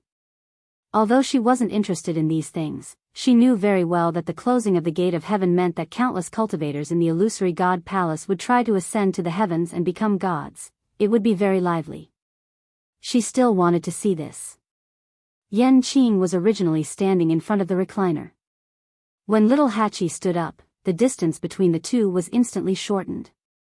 A warm and fragrant wind blew over. It was the smell of her body. Yan Qing calmly took a step back. Little Hachi glanced at him and secretly laughed. Lord Yan Qing, are you so afraid of me? When she came back to her senses, she realized that she was still in her own courtyard, so she naturally reverted to how she addressed him. Yan Qing's eyes drooped slightly and her voice was cold. Little Hachi misunderstood, the rest of his words suddenly stopped. A soft, boneless hand had already landed on his shoulder and gently patted him. I was just joking. Yan Qing Darren is upright and outspoken. It's not the first time this miss knows that she has restrained herself and returned to etiquette. Little Hachi smiled at him. Thanks. Yan Qing pursed her lips. However, little 8 quickly retracted his hand and walked towards Aunt 11 and the others while holding the corner of his skirt. Aya, the heavenly gate is about to close, why didn't you call me? I almost missed such a big show. The sound gradually faded away. 12th Nyang opened her mouth softly. Sister 8, didn't you say that I wasn't allowed to wake you up when you were sleeping? She said that it was a beauty sleep to maintain one's appearance. In the past, every time Sister 8 was woken up from her sleep, she would go berserk. Although Aunt 11 and Aunt 12 were well taken care of and did not suffer this kind of torture, they did see the scene of the other members of the 13th U being chased by her. Her heart palpitated. She looked at little Hachi strangely. Sister 8, why aren't you angry this time? Aunt 11's voice was calm as she reminded her. That's Sister 8's husband. He's different from us after all. Little Hachi, I already said that it was a misunderstanding. It really was a misunderstanding. At this moment, little Hachi suddenly felt a gaze on her. She subconsciously straightened her shoulders and raised her voice. Of course it's because the one who woke up Sister 8 was the one who hit the bell. It's not appropriate to vent your anger on Darren Yan Qing. The two girls looked at her with their eyes wide open. That gaze seemed to have moved away again. Little Hachi's ears inexplicably heated up, and she hurriedly asked, cough, who hit the bell? The two girls looked at each other and shook their heads. Of course it's the first oracle. Umo, who appeared out of nowhere, added. He's the only one who's qualified. Little Hachi looked at him strangely. How do you know? Umo, who told you to be so talkative? You were just watching the show in the dark on a whim, and now you're telling the truth. Yan Qing glanced at him coldly, and had no intention of helping him. Umo looked up at the sky. Ah, this? Everyone knows. Really? Go out and ask, who hasn't heard of this in the illusory god palace? Besides, it's obvious that it's the first oracle. Little Hachi stared at him for a while. Is that so? Umo silently shut his mouth. Yan Qing, this brat, really forgot about his brothers when he got a wife. Let's see how he's going to explain it to them later. Thinking of this, Umo's mood finally improved. He touched his chin and chuckled. Why haven't Master and His Highness Saint come out yet? Aunt 11 asked. Her voice immediately broke Umo's fantasy. The corner of his mouth twitched, and he turned around to look. It seems that Master's situation isn't any better.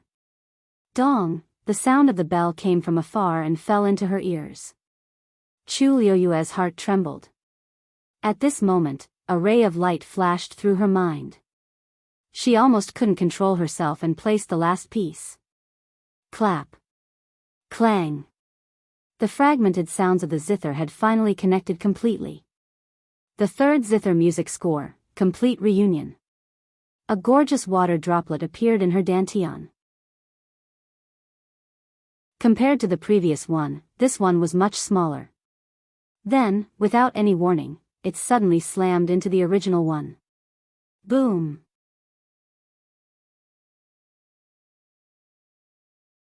Chapter 24-22. Chu Liuyue's mind buzzed, and she momentarily blanked out. However, she soon realized that the situation was different from what she had expected. Following this incomparably violent collision, the water droplet from before was suddenly split into two. The three water droplets that shone brilliantly were suspended in the air, facing each other. The third zither score did not merge with the first two. It was even dismantled. Chu Liyue was stunned. Suddenly, there was a fluctuation of energy in front of her. She looked up and saw that Rong Xiu had also raised his hand and placed the last chess piece. The black chess piece slashed down like a sharp blade. It completely cut off the reddish-gold chess piece's escape route. This round had finally come to an end. There was no doubt that Chu Liuyue's side was completely defeated. Rong Xiu's power was too strong and almost completely destroyed her chess piece. She exhaled softly and looked at the chess game for a while. Then, the corners of her lips curled up. A faint trace of blood was still faintly visible. I lost. Although she had said this many times, it was different this time. She lost. Very happily. So this is your real strength, she murmured softly and looked up. Her dark eyes shone with a faint light that was dazzling. All these years, she had been trying to figure out Rong Xiu's strength, but it was hard to guess. Today, she finally understood. Moreover, she knew very well that Rong Xiu's purpose in this game of chess was to help her merge the third zither score. She tried and found that the three water droplets could no longer merge. In other words, there was indeed a complete zither score in her body. However, it was divided into three parts, and they could not merge with each other. After a few tries, Chu Liyue found that the water droplets did not move. Thus, she did not force it. Anyway, the third part had been sorted out. All she needed was an opportunity to officially merge them. She looked out of the window and laughed. The bell, looks like the gate of heaven is really closing. Shall we go together? Rong Xiu waved his sleeve, and the chessboard between the two disappeared quietly. He finally got up and walked over. Chu Liyue looked at him strangely. Why? Rong Xiu came to her and bent down slightly. He grabbed her slender waist with his long arm and pulled her into his arms. Now, she had no strength in her body. Even moving a finger was extremely strenuous. Previously, she was barely holding on with her willpower. Now that Rong Xiu came, she instantly lost all her strength, and fell into his arms. Before she could react, she felt her chin being pinched by a strong hand. She was forced to raise her head, and his kiss had already covered the sky and earth. He hugged her very tightly, as if he wanted to crush her and melt her into his flesh and blood. It was the same with his kiss. It was as if there was a trace of almost uncontrollable madness. The taste of blood in his mouth caused him to tighten his grip. Then, he moved the hand that was holding her chin down and held her hand. Her slightly curled hand was effortlessly stretched open by him. His well-defined and powerful fingers passed through the gaps between her fingers and intertwined with hers. Then, Chu Liyue felt a warm and powerful force enter her body through her palm. She moved, as if she wanted to say something. But he held her even tighter. Chu Liyue was a little confused. Although she had lost more than half of her strength, now that the Guqin score was in her body, she only needed to recuperate for a while to recover. But Rong Xiu, she rarely saw him like this. No, or rather, she had never seen it before. It was as if he was desperately trying to hold on to something, with some kind of suppressed emotion that was about to burst out. Her heart suddenly ached. She raised her head slightly and licked his lips in response. She snuggled tightly in his arms. Even if her bones were about to be crushed by this force, she still wanted to give him more. Rong Xiu. Rong. Xiu. Her syllables were blurred between her lips and teeth, broken and overflowing. I am, she said in a low and firm voice. This voice seemed to have finally woken Rong Xiu up. His movements slowed down and became much gentler. He finally let her go and kissed her lips gently, between her eyebrows and the top of her head. A low and slightly hoarse voice came from the top of her head. You, wait for me in the illusory god palace. Chu Liuyue's body was still a little weak. She held his arm and leaned on his firm and warm chest.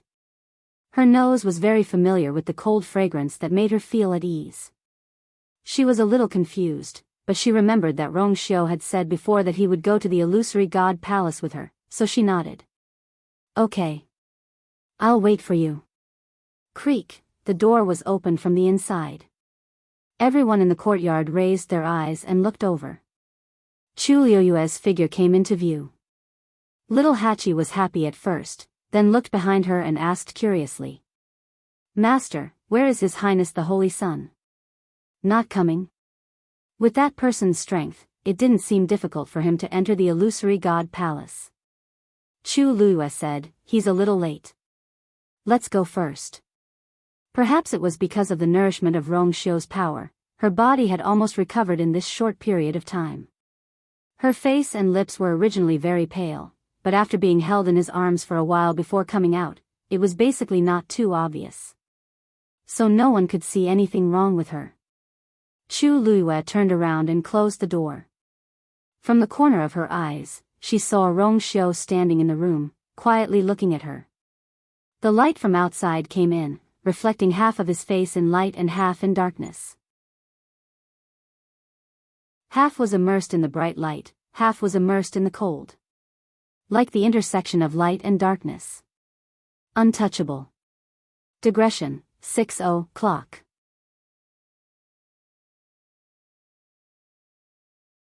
Chapter 24-23. Creak, bang. The sound of a door closing could be heard from afar. Chu Liuyue's heart shook as she looked back. Looking from afar, the divine heavenly gate that was shining brilliantly was slowly closing.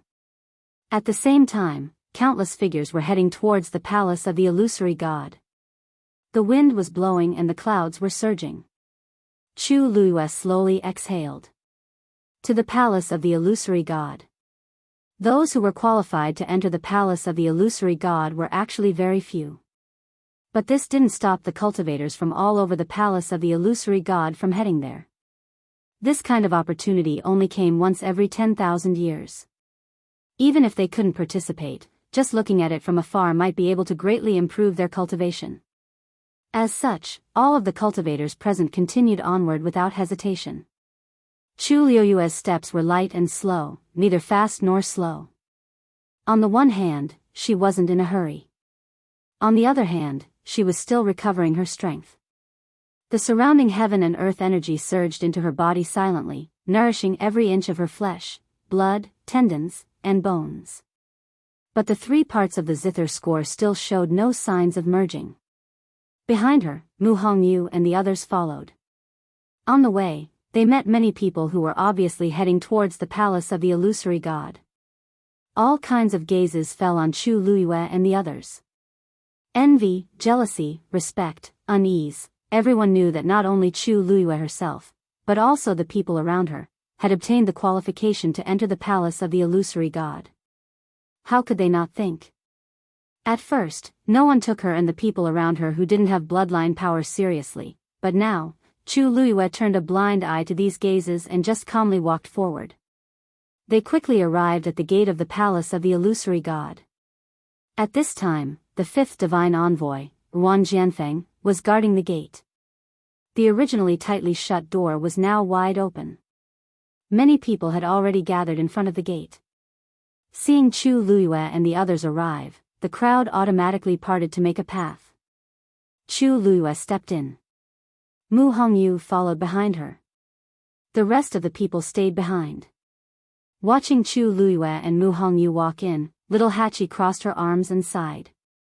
Sigh, I also want to go in. Me too. And me.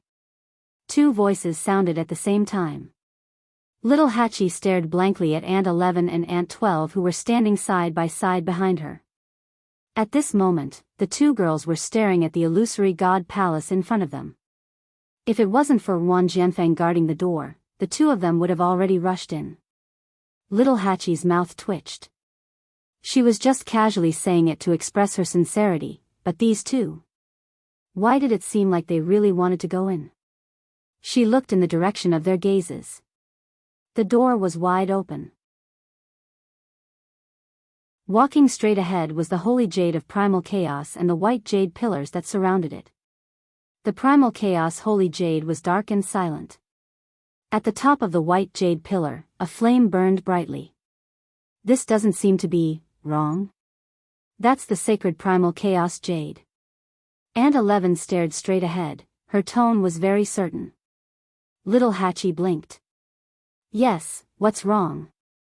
Aunt 11 didn't say anything else. Little Hachi was helpless and turned to look at Aunt 12. I said, looking at Aunt 12 who was holding her heart with her hands, her cheeks flushed red with yearning and envy. Little Hachi tactfully swallowed the rest of her words. Good. They were indeed twins. When faced with such a situation, their reactions were exactly the same. Well, Aunt 12 seemed to be more excited. But what's so good about the holy jade of primal chaos? Little Hachi's beautiful eyes turned. She leaned closer and asked in a low voice, Sister 11, Sister 12, what are you looking at? Can you tell Sister 8? Aunt 11 raised her hand. The holy jade of primal chaos is missing a piece. Aunt 12 nodded vigorously. Yes. It's missing a big piece. Little Hachi. I know, so? Could it be that they didn't know that their master had the armillary shield? That's impossible. I've been talking to them for a while now. Logically speaking, I should have said everything I could say. She looked in that direction blankly for a few more times, but it was to no avail. After hesitating for a while, little Hachi decided to give up. She couldn't figure it out, she couldn't figure it out. She should just wait and see. Aunt 12 gently pulled Aunt 11's sleeve and asked softly, Elder sister, do you think we can defeat the fifth divine emissary? Little Hachi? Aunt 11 calmly shook her head. No. Aunt 12's eyes were filled with disappointment. Then it seems that we can't go in. Aunt 11 suddenly took out 2 jade bottles and handed one to Aunt 12. Fill your stomach first. Only then would you have the strength to fight. Although she didn't say the second half of the sentence, Aunt 12 instantly understood and immediately took the bottle. Little Hachi's eyelids twitched violently. You, the two of you, are you planning to fight the fifth messenger? 12th lady choked and swallowed a pill with difficulty. Her face was flushed red. What if? Master said that we can't let our guard down at any time. Little Hachi glanced at her faintly. So this is what she's learned from following her master? Don't think that I can't tell that the two of you are trying to force your way in. With her thoughts exposed, Aunt 12 looked at Aunt 11 for help.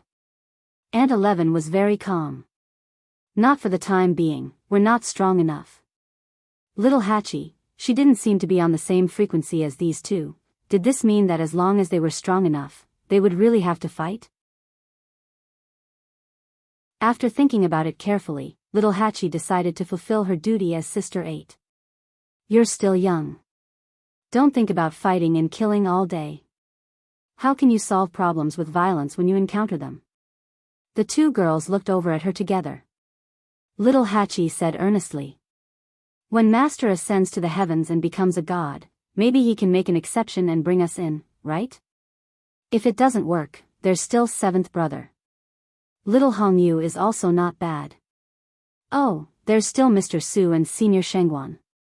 Something will happen. Aunt 11 held her breath and nodded seriously. Eighth sister, you're right. A shy smile appeared on Aunt 12's face. Then, does this mean that we just have to wait here? Little Hachi nodded elegantly. Of course.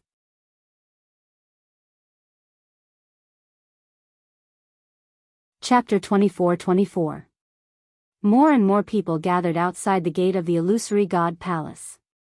No one knew that the courtyard, which was bustling with noise and excitement just now, had already quieted down. A few figures quietly left.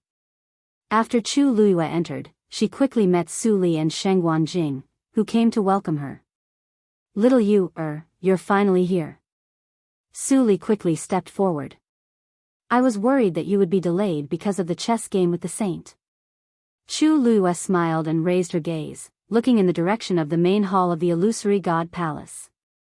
There, on the 9th step, a familiar figure was quietly standing there. Beside him, there was a huge bronze bell.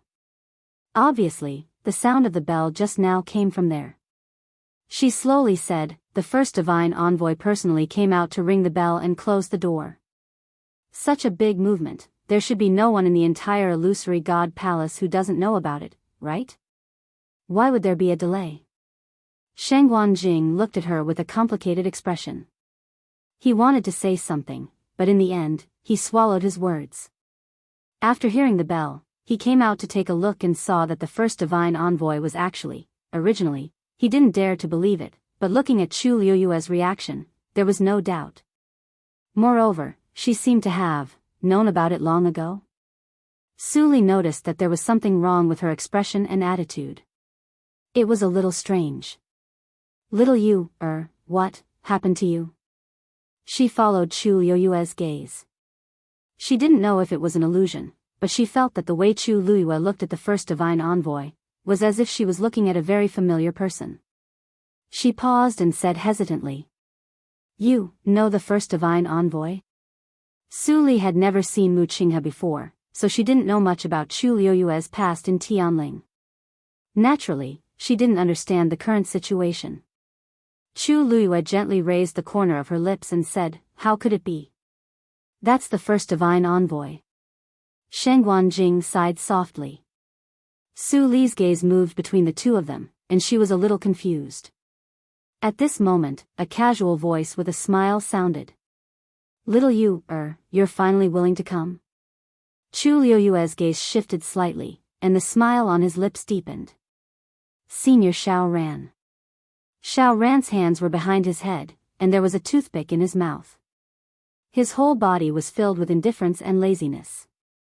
He didn't look like someone who had lived for tens of thousands of years. Instead, he still looked like a teenager. When he heard how Chu Luiyue addressed him, he snorted and teased him. I really don't dare to be called senior now. I should be the one calling you master. If it wasn't for Chu Luiyue's advice, he would still be standing outside, bemoaning his inadequacy. How could he enter the illusory shrine? Chu Luiyue knew he was joking, so he only laughed. You're flattering me. Xiao Ran looked at her from head to toe. Suddenly, his expression changed. The aura on your body seems to be somewhat different from before. He couldn't tell what was different, but if he looked closely, he could see it. Chu Luiyue's smile didn't change. The gate of heaven is closed, and many cultivators are about to ascend to the heavens and become gods. There is only one chance, so I naturally have to make more preparations. Xiao Ran touched his chin. That's true. Although it had always been said that cultivators without bloodline totems would never be able to ascend to the heavens and become gods. But for some reason, he felt that Chu Luiyue had this hope. Maybe it was because she had done too many shocking things in the year she had been in the illusory god palace. Back then, everyone thought that she would be forced to leave after staying here for a month. But in the end, not only did she stay until now, but she also openly entered the illusory shrine. Most of the people outside had bloodline totems, but in the end, they were still watching from the outside. So now Xiao Ran was very suspicious of this matter. He even secretly felt that Chu Luiyue might really be able to ascend to the heavens and become a god this time. Hey, I just heard you guys talking about the first divine envoy. Xiao Ran looked towards the main hall of the illusory god palace and clicked his tongue. The first divine envoy hasn't shown his face for many years. Only such a big matter can invite him. At this moment, several figures appeared one after another at the bottom of the 9 steps of the main hall of the illusory god palace. Chu Luiyue narrowed her eyes slightly. She was familiar with most of them. The other divine envoys have also arrived, she said softly. Xiao Ran nodded.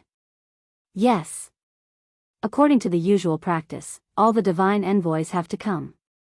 As far as the eye could see, Yu Qian and Jin Yunlai had already arrived. Xu Jing and Mu Dongyu were also behind them. There was also one more person that Chu Luiyue hadn't seen before. Who is that? She asked. Xiao Ran took a closer look. You mean the person next to the second divine envoy? That's the third divine envoy, Fan Yun Xiao. Chu Luiyue said, I don't think I've heard of this person before. The third divine envoy usually stays in the illusory god palace and is mainly responsible for the flow of water and accounts. It's normal that you haven't seen her before. Chu Luiyue raised her eyebrows slightly. So that's what the third divine envoy does. It's really interesting. Xiao Ran looked at her strangely. What's wrong? What's wrong? Nothing. I just suddenly thought of someone. Chu Luiyue thought of someone's chubby face. Our third divine envoy also likes to read accounts. It's just that I haven't seen him for a long time. I wonder how Sanson and the others are doing in the Peach Blossom dock. Xiao Ran nodded in understanding and laughed. I see. But it's not strange. The 13 divine envoys of the illusory god palace have their own duties. The third divine envoy, Chu Luiyue's heart suddenly skipped a beat. She suddenly looked up.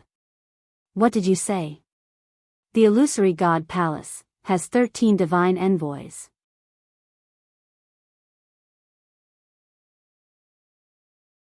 Chapter 24-25. Her reaction made Xiao Ran feel strange. Yeah. Didn't I mention it to you before? He scratched his head. Oh, it's mainly because everyone in the Illusion God Palace knows about it, so I might have forgotten to tell you. Why? Is there something wrong? Chu Luiyue frowned slightly, but her heart was in turmoil. She knew that there were several god envoys in the Illusion God Palace, each with different duties, but she never thought that there would be 13 of them. How could it be so coincidental? Her 13 Yu guard, also 13 of them. Something flashed across Chu Luiyue's mind. She wanted to grab hold of it, but it was too late when she reacted. No, nothing, she murmured and shook her head. She lowered her eyes slightly, hiding the emotions in her eyes. How could it be? Maybe, she was thinking too much. The 13 Yu guard had been with her since she was young. They had accompanied her for more than 10 years. During this period, they had experienced many things together, even crossing life and death. No one knew the 13 Yu guard better than her.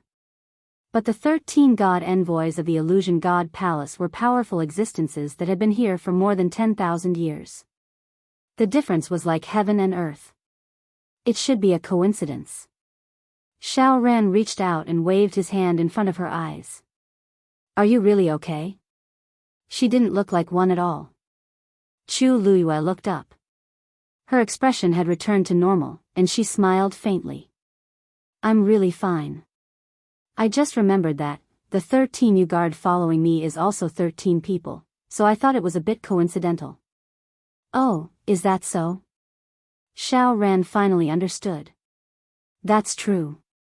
But it seems that not all of your subordinates are here? Chu Luiyue nodded. A few of them stayed, at home.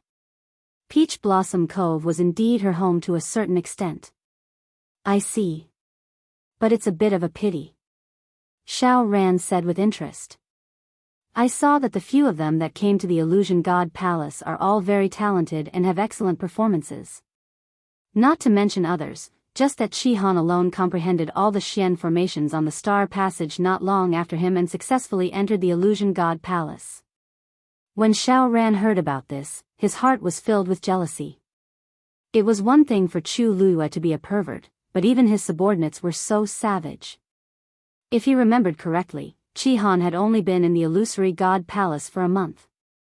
Compared to him, who had spent 10,000 years to finally understand the final profound formation under Chu Luiyue's unintentional guidance, the other party had won far too easily. Besides Chi-Han, her remaining subordinates were not to be underestimated either. Even if they didn't have a bloodline totem. Therefore, Xiao Ran's praise was sincere. Chu Luiyue's lips curved up. They are indeed very outstanding. The first divine envoy rang the bell and closed the door. The remaining divine envoys were also summoned and gathered at the plaza in front of the illusory god palace. Looking at the figure standing at the top of the 9 steps, the divine envoys bowed respectfully when they arrived. Greetings, First Oracle. Mu Qinghe's expression was indifferent and calm. She stood with her hands behind her back. The other divine envoys weren't surprised by her reaction. The First Oracle's status had transcended, and she was the strongest person under the Divine Master. Naturally, she was different from them. However, a few people looked at the Yu Qian without batting an eyelid. All these years, the First Oracle had been in seclusion. Almost all the matters of the illusory god palace were handled by the Second Oracle. Many people secretly guessed that the Divine Master had given him power on purpose. It was also because of this that the Yu Qian's reputation and power had been rising all these years. Many people treated him no differently from the First Oracle. Who knew that when the heavenly gate was about to close, the First Oracle would suddenly make a move? He didn't even leave the courtyard and taught the Yu Qian a great lesson. He made him kneel outside the door for 3 days and 3 nights. This slap was loud and clear. Although the people outside didn't know, the people in the illusory god palace were very clear about it. Who wouldn't be shocked? With this kneel, all the hard work the Yu Qian had done for the past few years was scattered. It also destroyed the fame and power he had painstakingly built up. The Second Oracle couldn't surpass the First Oracle after all. This made many people who were eager to make a move suppress their restless thoughts. They didn't dare to have any other thoughts. Even if the First Oracle hadn't appeared for many years, she was still an existence that couldn't be provoked in the illusory god palace except for the Divine Master. The Yu Qian naturally noticed the gazes around him. He was a little impatient and frustrated, but he didn't show it on his face. The previous incident had already happened. The only thing he could do now was to try his best to cover it up.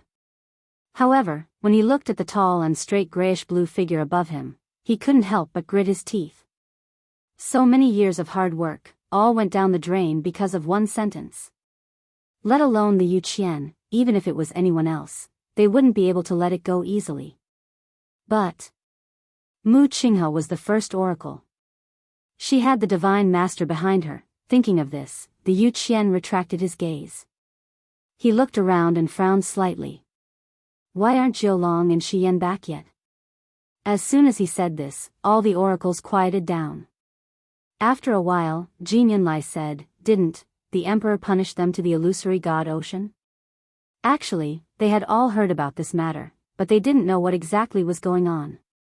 Offend? How did they offend her?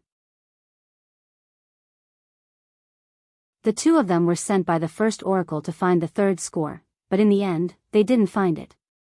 Instead, they came back with their tails between their legs and were punished to the illusory god ocean. No one knew what happened in between. Xu Jing suddenly thought of something. He looked in a certain direction and said indifferently, "Maybe we should ask the Shengguanyu about this matter?" The fact that the first 2 scores had recognized her as the owner was now an open secret among the oracles. Because of this, they couldn't do anything to her now. However, they had waited until today. Xu Jing suddenly smiled. The heavenly gate is closed, and all the cultivators have ascended to the heavens and become gods. This time, she should be returning the score to the illusory god palace in its entirety, right?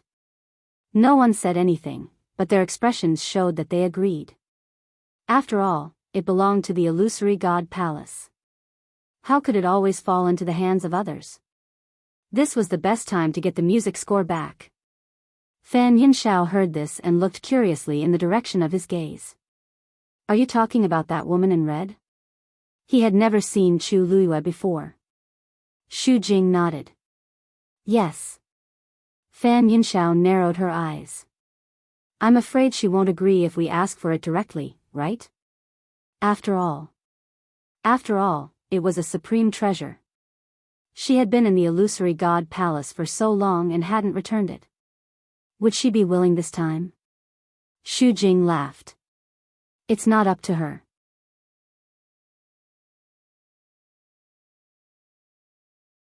Chapter 24-26. Fan Yinxiao laughed. That's true. During this period of time, Chu Luiyue had become famous in the illusory god palace. She had even completed the star path and entered the illusory god palace. But her status was there for all to see. She had no choice in many things and could only accept them. Forget it. As for the zither score and her matters, the Divine Master and the first Divine Envoy will take care of them in the future. We don't have to worry too much. Xu Jing glanced at Fan Yinxiao. Now, we have other more important things to do. The so-called more important things were naturally supervising the many cultivators to ascend to the heavens and become gods. Third Divine Envoy, do you have the list? Fan Yinxiao's expression froze. I do, but it's not all. These words were tactful. Before ascending to the heavens and becoming gods, the divine envoys gathered together in the illusory god palace to have a clear understanding of the overall situation. Who had how many top-notch medicinal herbs in their hands and whether they could successfully break through to the medical sage realm in the end. Who had the precious materials and whether they could take the opportunity to refine a sacred artifact. There were also many secret arts and techniques. To a large extent, these contents determined whether a cultivator had the possibility of ascending to the heavens and becoming gods. Even though they couldn't be completely sure, as divine envoys, they had to have some idea of these things. However, looking at Fan Yinxiao, it was obvious that it couldn't be done. Xu Jing's expression changed slightly. Didn't Treasure Pavilion send the account book over? Fan Yinxiao sneered. Send it? I personally went to borrow it, but I was rejected.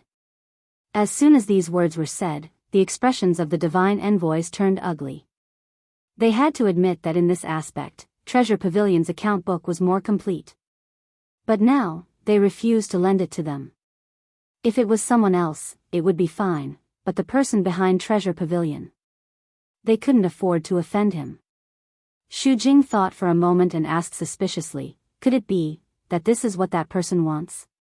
Fan Yinxiao's expression turned cold. Eighth Divine Envoy, be careful with your words. Xu Jing suddenly came to his senses. He pursed his lips and swallowed the rest of his words. At this moment, Yu Qian said calmly, that doesn't matter. Today, everyone would be gathered here. Everything was predestined. More and more cultivators appeared in the square in front of the main hall of the illusory palace. At this moment, the door was wide open. Although the people outside couldn't come in, they could still get a general view. Countless gazes were focused on the people in the illusory shrine. Of course, what they saw the most was the first divine envoy, who was standing on the steps. After all, he was the most mysterious one. Suddenly, that person raised his head and looked outside the door. His gaze seemed to have passed through the star path and looked at the tightly shut heavenly gate. However, as he moved, the crowd could finally see his face clearly. Is that the first oracle? Standing on top of the 9 steps with a bronze bell hanging beside him. Who else could it be other than the first divine envoy? He seems to be quite young. I heard that he is much stronger than the second divine envoy. After all, he is someone who is highly regarded by the divine master. Naturally, he is different. Outside the door, the crowd was discussing. Behind the crowd, there was one person who was looking at the high figure with a complicated expression. It's really him, Jian Fengqi murmured in a low voice. Although Mu Hongyu had told him about this before, when he saw it with his own eyes, it was still, for a moment, he didn't know how to describe his feelings. From a distance, he couldn't see very clearly. But that was Mu Qinghe. Jian Fengqi had been friends with him for more than 10 years. How could he not recognize her? But that person, after all, was completely different from the person in his memory. Mu Qinghe. Little Hachi, who was planning to laze around and wait, looked up unintentionally. When she saw that familiar face, she was shocked on the spot. Her mind went blank for a moment. Then, she turned her neck stiffly and looked at Jian Fengqi with difficulty. That person. Am I seeing things? Jian Fengqi closed his eyes and didn't say anything. But this answer was enough. Little Hachi opened her mouth, and her mind was in a mess. Madame 12, who was standing at the side, also saw this scene. She was stunned and subconsciously raised her finger. Isn't that Brother Qinghe? Madame 11 frowned and pressed her hand down. He's not. Madame 12 turned around and saw that Madame 11 was also staring at that person. That expression, Madame 12 was conflicted for a while, but she couldn't help but say, Sister. Sister. That's Brother Qinghe, how could they not recognize this face? Madame 11 pursed her lips and looked at little Hachi. Sister 8, he's not, right? Her voice, which had always been crisp and clear, was now slightly hoarse for some reason. Who was Mu Qinghe? He was someone who had followed Master for many years, just like the 13 guards. In fact, compared to the 13 guards, Master had spent more time with him and was more attentive. Mu Qinghe was in the light, while the 13 guards were in the dark. Everyone had their own duties. In the past, Madame 11 and Madame 12 often went to play with Hong Yao and Dumpling, so they were closer to Mu Qinghe. At that time, Dumpling even called him Little Nine. But later, he and the 13 guards parted ways. Although no one had said it explicitly, Madame 11 and Madame 12 knew some things. Including Mu Qinghe's betrayal and his death. But now, he actually appeared just like that. And he was the first oracle. Little Hachi was also stunned. She stuttered, which was rare. It's him. Jian Fengqi pressed between his eyebrows, feeling a headache. Only Chu Luyue and Mu Hongyu knew about this before. After the two of them returned, Mu Hongyu specifically looked for Jian Fengqi to question him. Jian Fengqi only found out then. But other than that, no one else knew about this. Little Hachi and the others had such a big reaction, so it was understandable. It's him, but it's also not him. Jian Fengqi sighed. They were all stunned on the spot. There was too much information. I'm going to ask him myself. Madame 12 suddenly turned around and ran over.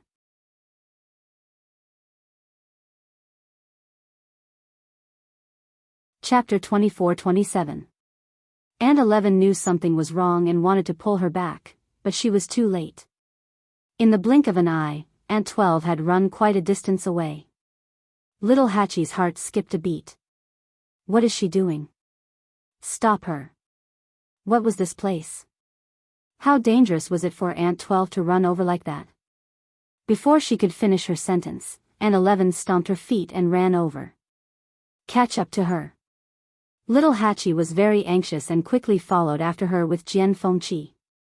Even though Xiao Ba and Jian Fengqi weren't very strict and proper people normally, the two of them were very clear-headed and knew what they could and couldn't do.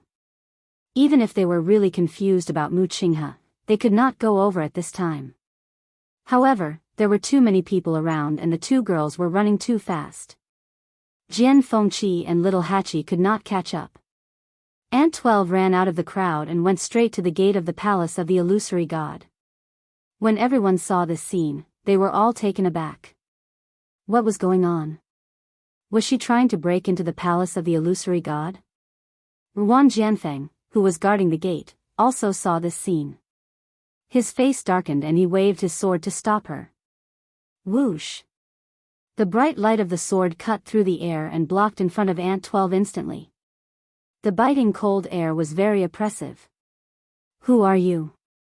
How dare you break into the palace of the illusory god? Ant 12 did not stop and was about to hit the sword. It looked like she was really looking for death. Some of the onlookers could not help but frown. How could a good little girl be so stubborn? Crack. The crisp sound of a sharp weapon breaking was heard. Everyone looked at the scene in front of them with their mouths agape. They almost thought that they were hallucinating. That little girl, with just a light twist of her little hand, broke the fifth divine emissary's sword. Yuan Jianfeng was also stunned. The corner of his eyes twitched when he saw 12 madams simply throw the broken sword to the ground. Where did this come from? Seeing that Ant 12 was about to go in, Yuan Jianfeng immediately stepped forward and shouted. How dare you! He personally came forward to stop her, and 12 Nyang had no choice but to stop. She looked up at Yuan Jianfeng, her face flushed red and her eyes filled with tears. I want to go in. His voice was very soft, but his tone was unusually firm. Yuan Jianfeng's expression was cold.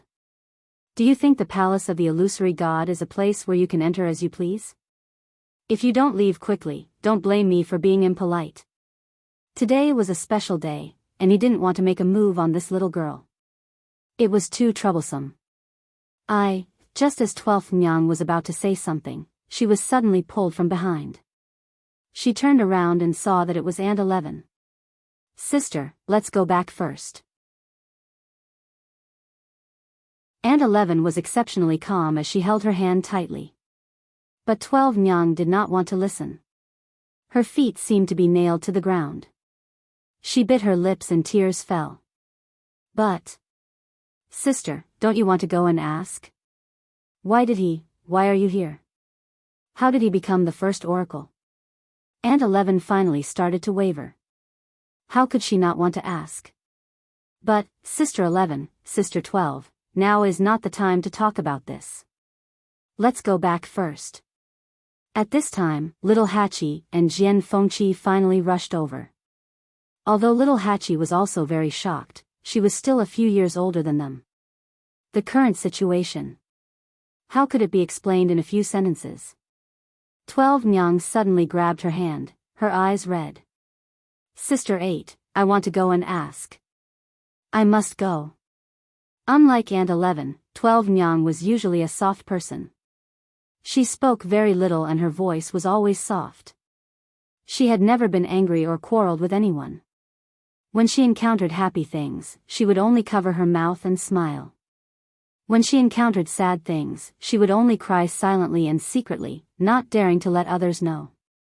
This was the first time little Hachi saw 12 Nyang so determined to do something. She wiped her tears and said, I want to go and ask him, why did he do such a thing to Master? Did he lie to all of us? And Master? Little Hachi felt as if a fishbone was stuck in her throat. The rest of her words could not be said. She raised her eyes and looked inside. That person. Is he looking here now? Yuan Jianfeng warned in a low voice, I'll count to 3. If you don't leave by then, I'll take action immediately. Ant 11 suddenly raised her eyes and looked at him coldly. We have something to ask Mu Qinghe. Who do you think you are? Yuan Jianfeng did not have time to get angry about the second half of the sentence. His attention was all on the first half of the sentence. How dare you? His face immediately turned cold. When the surrounding people heard Ant 11's words, they instantly went into an uproar. What did she say? Who is she going to ask? It seems to be the first oracle. Hiss, is she looking for death? Not only did she call the first oracle by his name, but she also used such an interrogative tone. I think these people have all gone crazy. Jian Fengqi was very anxious. I said, let's go back first. I'll explain it to you in detail later. Before he could finish, an indifferent and low voice suddenly came from the palace of the illusory god. Jianfeng, is this how you guard the door? They were all stunned. This voice was very familiar. This tone was unfamiliar. Ruan Jianfeng's heart skipped a beat. He immediately turned around and said, reporting to the first oracle, "These people said they want to see you, I won't see them." Mu Qinghe's voice was extremely cold. "If anyone tries to force their way into the palace of the illusory god, kill them on the spot." Hearing this, everyone quieted down. Inside and outside the palace of the illusory god, there was a dead silence. Chu Luiyue looked down at the ground in front of him and suddenly smiled.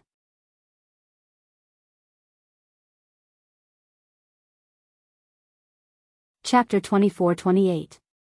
Then, she walked towards the door. "You, Shangguan Jing said worriedly.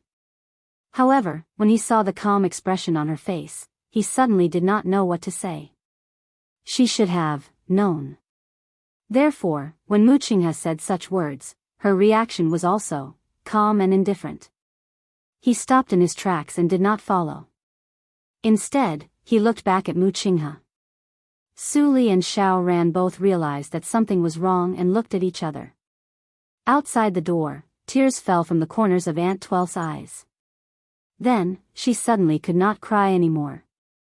Only a chill was left, rising from the soles of her feet, making her feel cold all over. Aunt 11 took half a step forward and stood in front of Aunt 12.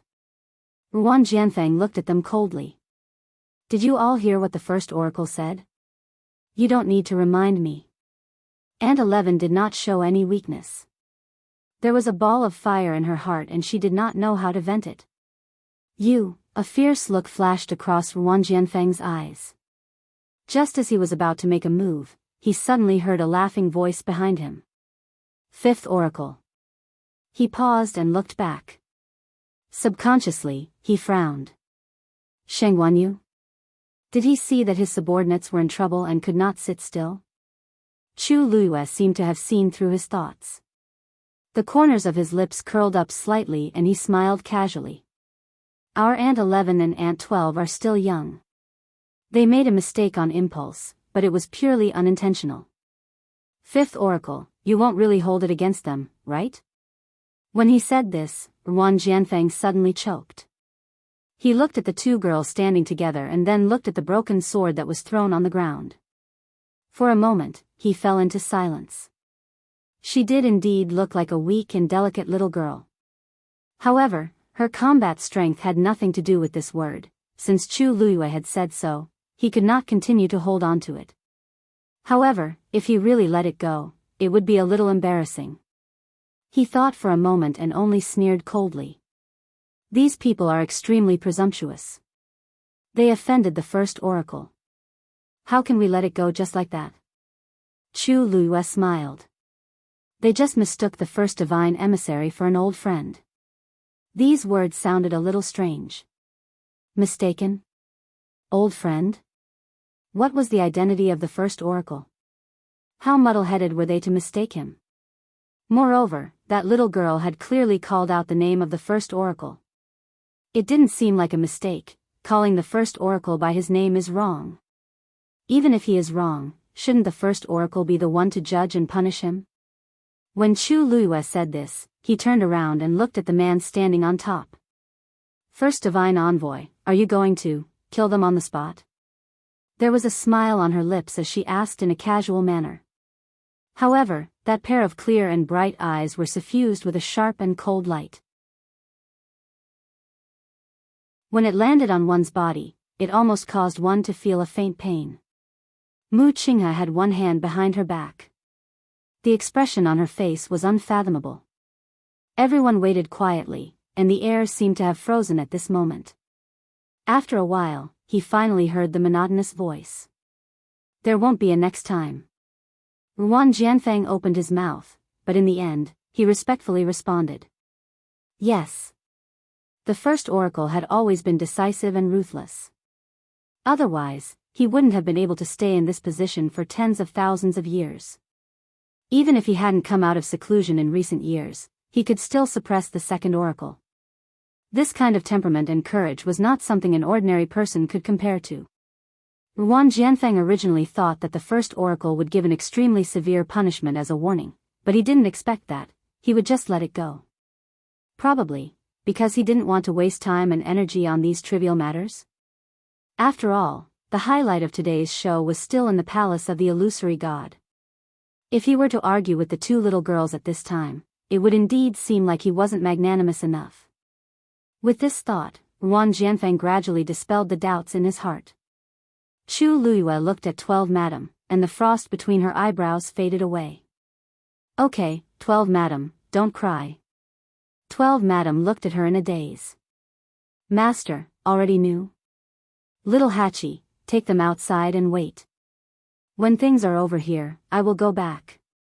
Little Hachi hurriedly said. Oh, okay. As she spoke, she pulled the two girls to the back with heartache. Probably because of Chu Luiyue's words, the two girls were very cooperative this time. They quickly retreated to the back of the crowd. Jian Fengqi breathed a sigh of relief, then looked at Mu Qinghe in the distance, and then looked at Chu Luiyue. After a moment, he finally let out a long sigh.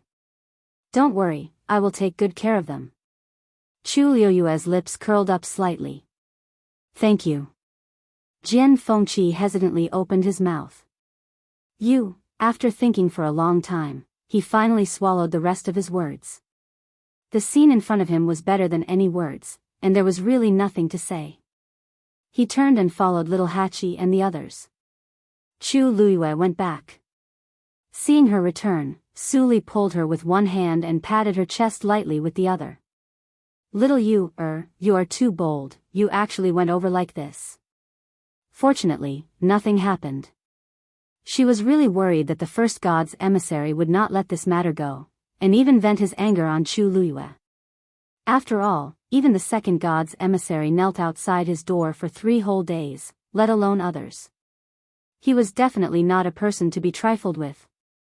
Chu Luiyue's eyes flashed with a glimmer of light.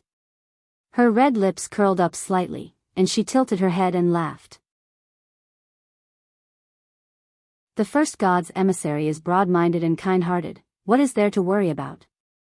Su Li's eyelids twitched. These words, it obviously sounded like a compliment, but why did she hear a trace of bone-chilling coldness in them?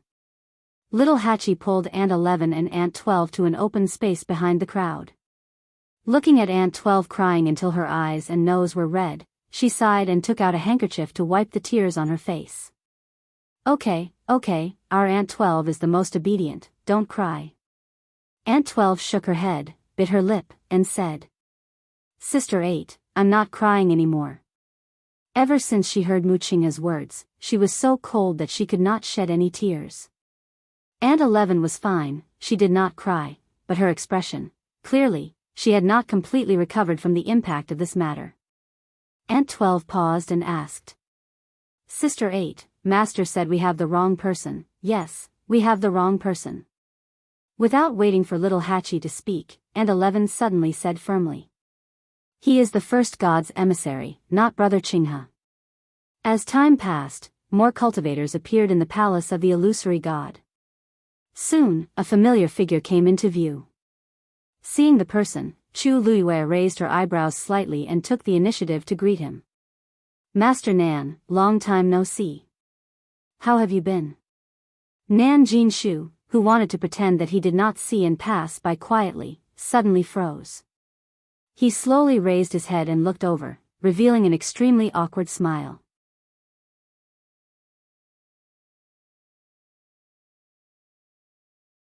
Chapter 24-29. His smile was uglier than his crying face. It was obvious that Chu Luiyue had traumatized him. Nan Jinshu had seen Chu Luiyue from afar when he arrived. He couldn't help it. Some people would easily stand out no matter where they went. Besides, Nan Jinshu was really afraid of her.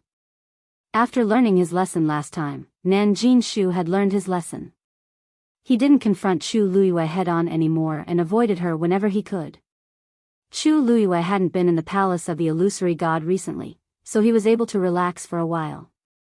However, he couldn't avoid today's situation. Everyone in the palace of the illusory god had gathered here, let alone the palace of the illusory god.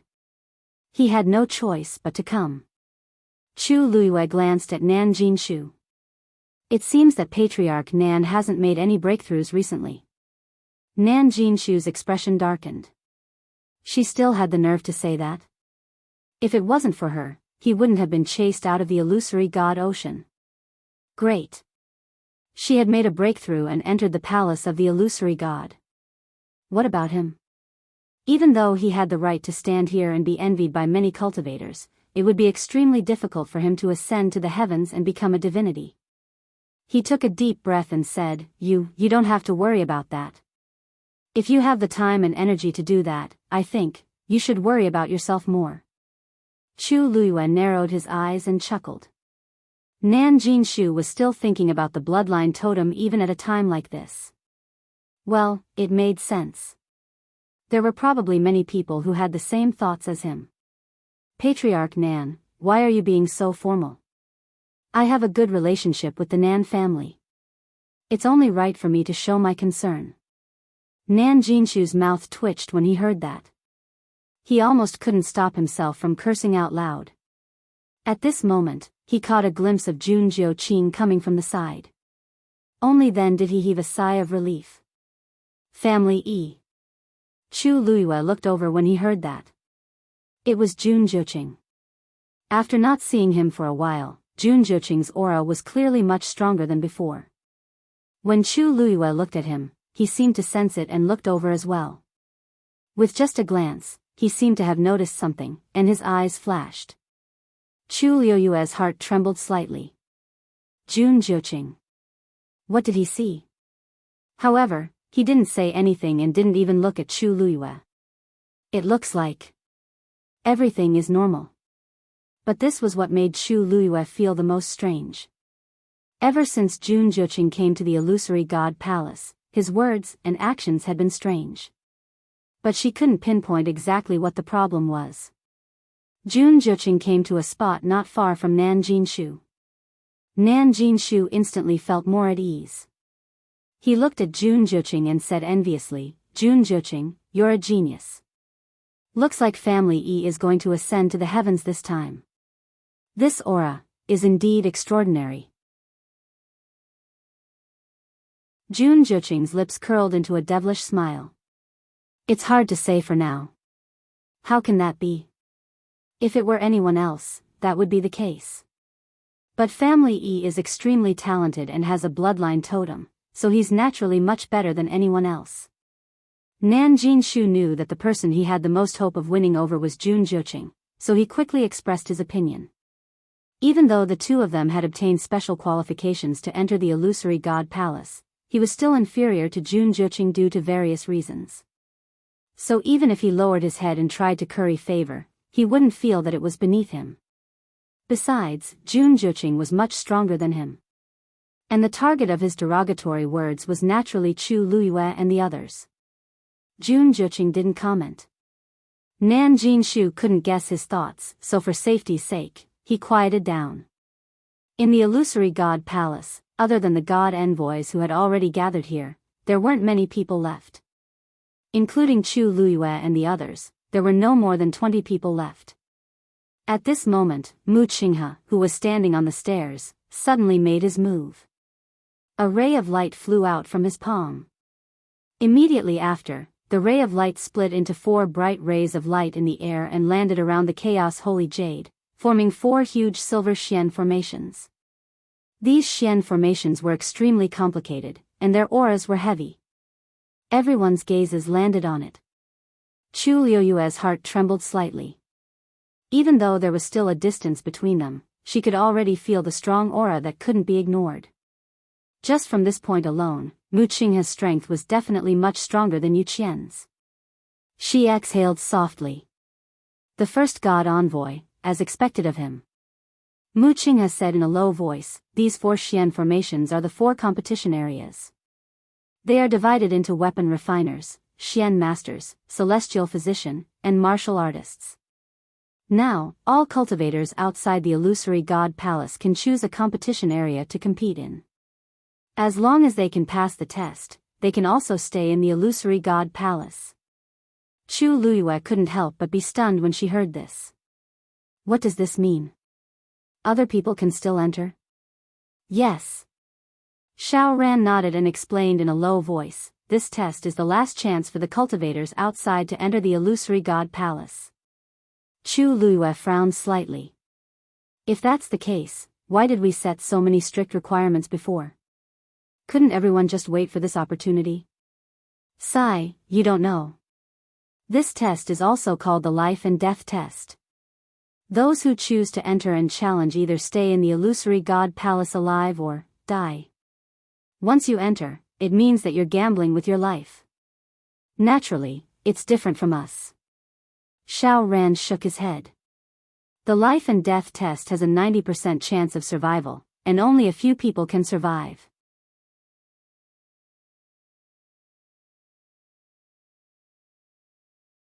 Chapter 24:30. Chu Luiyue understood. No wonder. As a cultivator, who didn't want to enter the palace of the illusory god and become a god? But those who could succeed were few and far between. And if they failed, they would have to pay with their lives. If they didn't have enough confidence in themselves, they wouldn't make such a choice easily. After all, no matter how precious other things were, they couldn't compare to their own lives. As long as they were alive, there was still hope. If they were dead, it would be the end of everything. Chu Luiyue glanced at Xiao Ran. So, Senior Xiao Ran hasn't entered the life and death trial before? Of course not. Xiao Ran bit the toothpick with a natural expression. It's better to live than to die. I'd rather wait another 10,000 years than stretch my neck out and be slaughtered by others. Chu Luiyue. If someone like you isn't willing to enter the life and death trial, then the others, sigh, you're wrong. Xiao Ran laughed and raised his chin. There are many people in the palace of the illusory god who are willing to fight with their lives. Just watch, there will be many people coming in later. Chu Luiyue looked up. Sure enough, outside the door, a young man took the lead and stood out.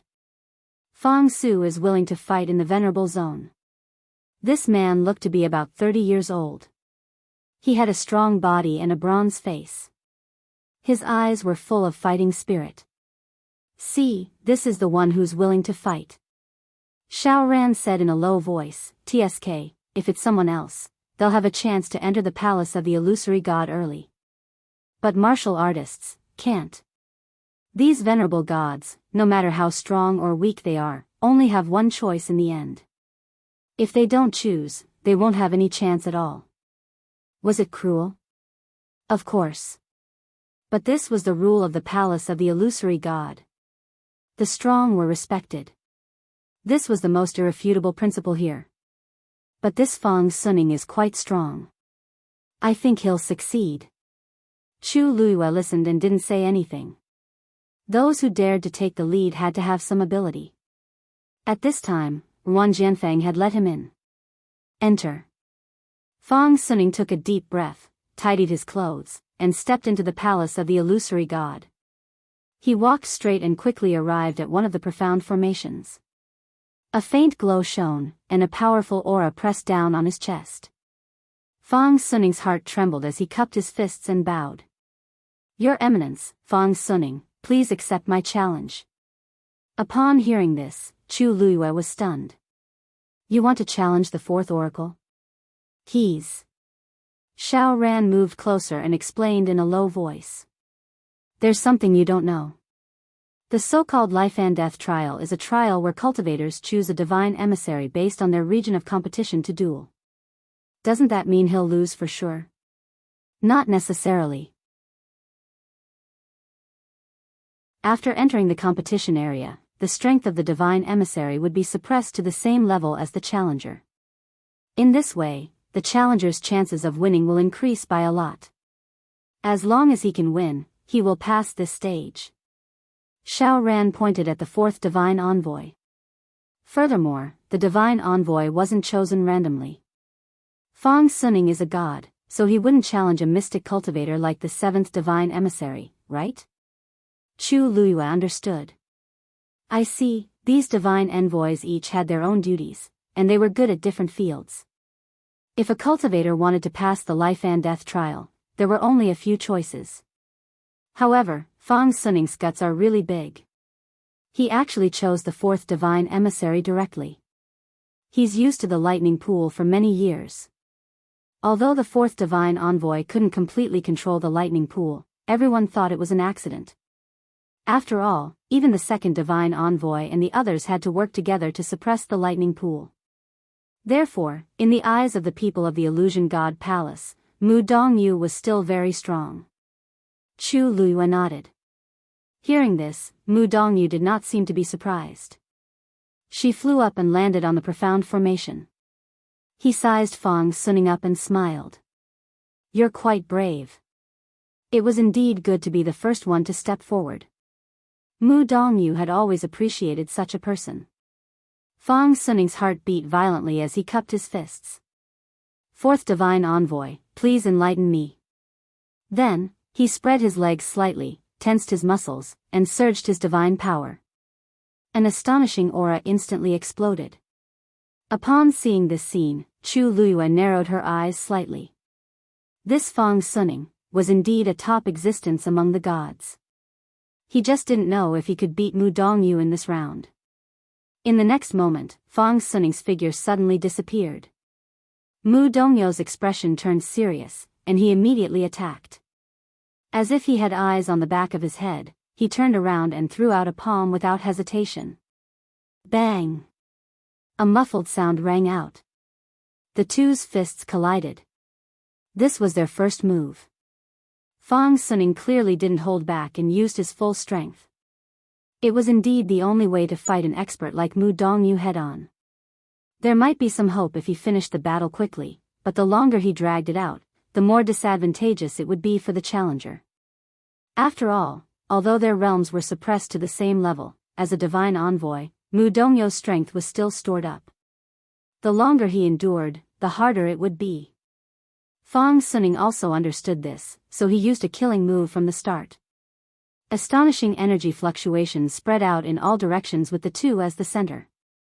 However, when the violent energy reached the edge of the arena, it seemed to have encountered an invisible barrier that quietly devoured and annihilated it. All the confrontations and killings were firmly trapped in that region. After a moment of stalemate, blood slowly flowed out of the corner of Fang Suning's mouth. Obviously, Mu Dongyu wasn't that easy to deal with. She was the fourth divine envoy after all. I'm afraid it'll be a little difficult for him to win this round. Even if he wins, it'll be a Pyrrhic victory. Chu Luyue whispered. An intense battle was unavoidable. So what if it's a Pyrrhic victory? As long as he can ascend to the heavens and become a god, the price is actually nothing. Xiao Ran seemed to be used to this. "Oh, by the way, I remember that some time ago, you had a kid who also became a god?" Chu Luyue was stunned. "You mean little Zhou?" "Yes." "He didn't come?" Xiao Ran glanced outside the door. Although the young man with soft, short golden hair was taciturn, he was extremely talented and strong. Chu Luyue thought for a moment. Indeed, she hadn't seen little Zhou much recently.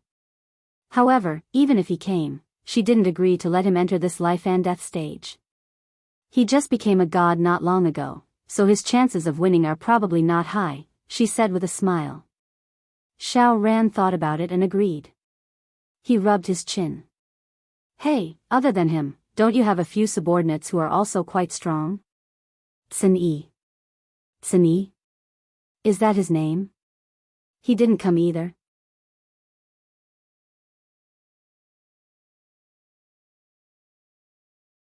Chapter 24:31. Xiao Ran was very good at reading people. Although he hadn't seen Tsin-Yi many times, he was certain that he was definitely not ordinary. If he came, he might really succeed. But now, he didn't see anyone. This was a little strange. He seems to be the boss of your subordinates? He actually didn't come on such an important day? Xiao Ran was very surprised. Chu Luyue was also stunned. It was fine if she didn't think of it before, but now that Xiao Ran said this, it seemed to be true. After she and Rongxiu finished the game of chess, she came straight over and didn't see Sun-yi. At that time, she casually asked, and little Hachi only said that Sun-yi seemed to be busy. It had been a while, but he still hadn't come over. If he's willing to help, I think, he can also enter the palace of the illusory god, right? Xiao Ran said. He even felt that more than one of Chu Liuyue's subordinates could do it. After all, there was already Qi Han. Chu Liyue pondered for a moment and smiled. They always have their own ideas. Supreme Dr. Liang He, please fight. Suddenly, a familiar voice came from outside the door. Many people looked over. A man walked out of the crowd. Chu Liyue took a closer look. It was Liang He. However, the current him had undergone a huge change compared to the past. He had lost a lot of weight and had green stubble. His cheeks were slightly sunken, and his eyes were lifeless. He looked extremely haggard and didn't have the slightest bit of his former high spirits. One had to know that he was the youngest supreme doctor in the entire illusory god palace. Everyone, including Xu Jing, felt that he was the most likely to successfully enter the palace of the illusory god. Unfortunately, after suffering a series of blows, he had almost lost all his confidence. He was in a daze all day and couldn't improve in alchemy. It had dragged on until now, resulting in its current state. If it wasn't for Mu Qing's bell, he wouldn't even know what day it was. After hesitating for a while, Liang He decided to come over. After all, he had put in a lot of effort before, and he was unwilling to give up now. Seeing Liang He arrive, the crowd fell silent for a moment. Ruan Jianfeng frowned slightly and glanced at him. Come in. However, Liang He did not enter immediately. Instead, he turned around, as if he was looking for something. In next to no time, he saw the enchanting figure behind the crowd, and his gaze stopped as a wisp of a complicated expression flashed in his eyes. Not far away, Jian Fengqi opened his folding fan with a swish and said with a faint smile, "Hey, Liang He is looking at you." Little Hachi raised her eyes and glanced at him. She didn't seem to care. "I'm a natural beauty. Isn't it normal for someone to look at me?" Jian Fengqi was speechless. Aunt 11 followed his gaze and said expressionlessly, "It's useless even if he looks. His looks can't enter Sister 8's eyes. Besides, isn't Sister 8 already married to Sister 8? She had always been objective and fair." Little Hachi almost choked on her saliva. "Cough, cough, cough, you guys, sister, I'm afraid it's not good for us to be so direct," Aunt 12 said hesitantly in a low voice. Aunt 11 asked back, "Then tell me, between Sister 8's husband and that man, who's better looking?" Aunt 12 answered honestly, "Sister 8's husband." "Then it's him." She had always been objective and fair. "Besides, Sister 8's husband is one of us, and that Liang He is an outsider. We have to speak for our own people. If we don't speak harshly enough, and he thinks there's still hope, then wouldn't we be causing trouble for Sister 8 and Sister 8's husband?" Aunt 12 thought about it and felt that her words made sense. She blushed and admitted her mistake. I understand." Little Hachi was speechless. Jian Fengqi was gloating at the side. After laughing enough, he said, "Little Hachi, I'll leave these two girls to you." Little Hachi glared at him. "What do you mean?" Jian Fengqi raised his eyebrows slightly. "What else can I do? You want to go to the palace of the illusory god to find little Hongyu?" Little 8 looked at his expression and immediately understood what was going on. Jian Fengqi snorted. "If I don't go, what if she gets bullied?" Little Hachi looked at him speechlessly. "She went to the palace of the illusory god before you did. Even if she gets bullied, you're the one who's easier to bully, right?" Jian Fengqi was speechless. He closed his folding fan and turned to leave. "Wait!" Little Hachi shouted again. Jian Fengqi turned back. "What?" Little Hachi's red lips curved into a perfect arc. Her smile was charming, and her eyes were pure. "Of course. I'm going with you."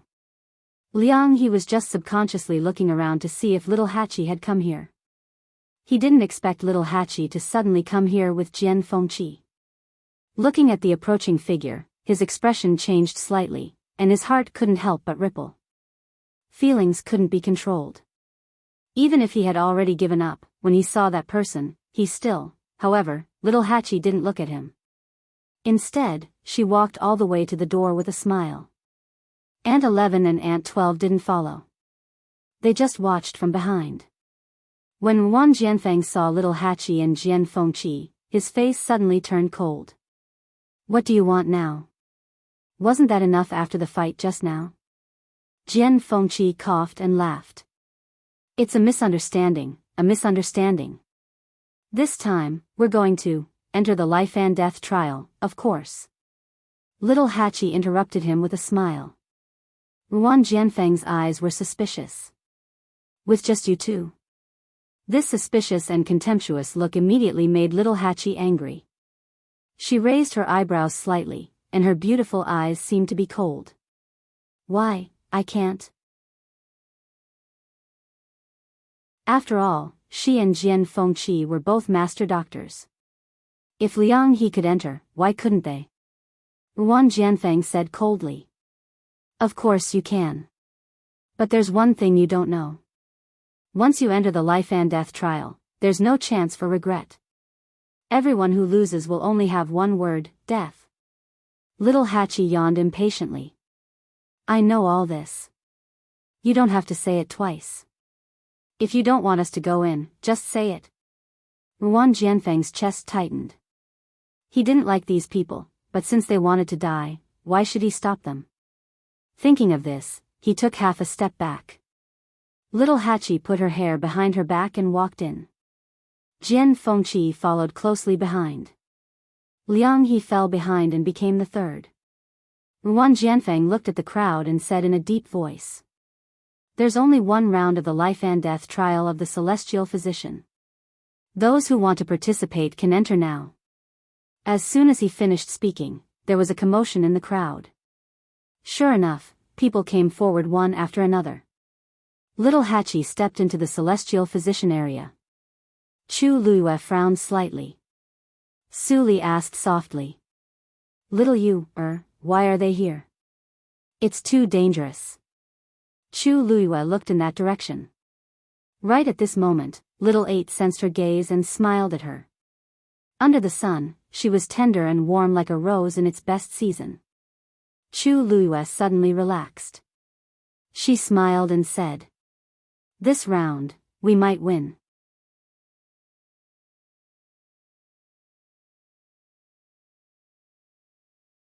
Chapter 2432. She knew the 13th you very well. If she wasn't absolutely confident, little Hachi would never have entered. Although Chu Luiyue wasn't sure where her confidence came from, she believed in little Hachi. As for Jian Fengqi, Chu Luiyue tilted her head and looked at Mu Hongyu beside her. Mu Hongyu was currently staring at Jian Fengqi with a frown. Realizing that something was wrong, she immediately turned her head with a blank expression. Lu Yu, why are you looking at me like that? Chu Luiyue shook her head and sighed.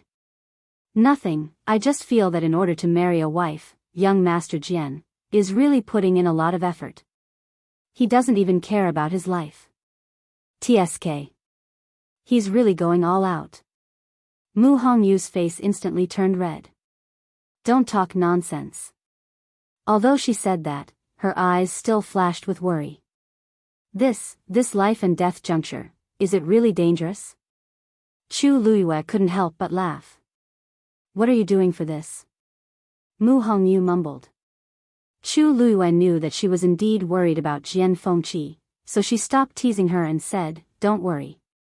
Although Jian Fengqi has just broken through to become a supreme doctor, his talent in this area is amazing. He still has a chance of winning. After all, he was a celestial physician who had grown up after being defeated by her for several years. How could an ordinary person compare to him? If Jian Fengqi knew what Chu Luiyue was thinking at this moment, he would definitely vomit blood. However, these words still made Mu Hongyu feel a lot more at ease. She secretly heaved a sigh of relief. The few of them stood still in the celestial physician competition area. Jian Fengqi first glanced at Mu Hongyu. Naturally, he also heard the conversation between her and Chu Luyue. He immediately curled his lips. A certain someone was still as stubborn and soft-hearted as ever. He whispered, "Little Hachi, just now the fifth oracle said that all the celestial physician will have to go through this round of life and death together. Does that mean that our opponents are the same? Do you even need to ask?" Little Hachi glanced at him. A celestial physician was different from a martial artist. If one wanted to determine the level of a celestial physician, there was no need for a one-on-one duel. All one needed to do was to refine medicine. As long as the pill you refined was of a higher grade and had better medicinal effects, you would naturally win. Then this candidate. Jian Fengqi suddenly thought of something, and the corner of his eyes twitched violently. This candidate, isn't there no choice?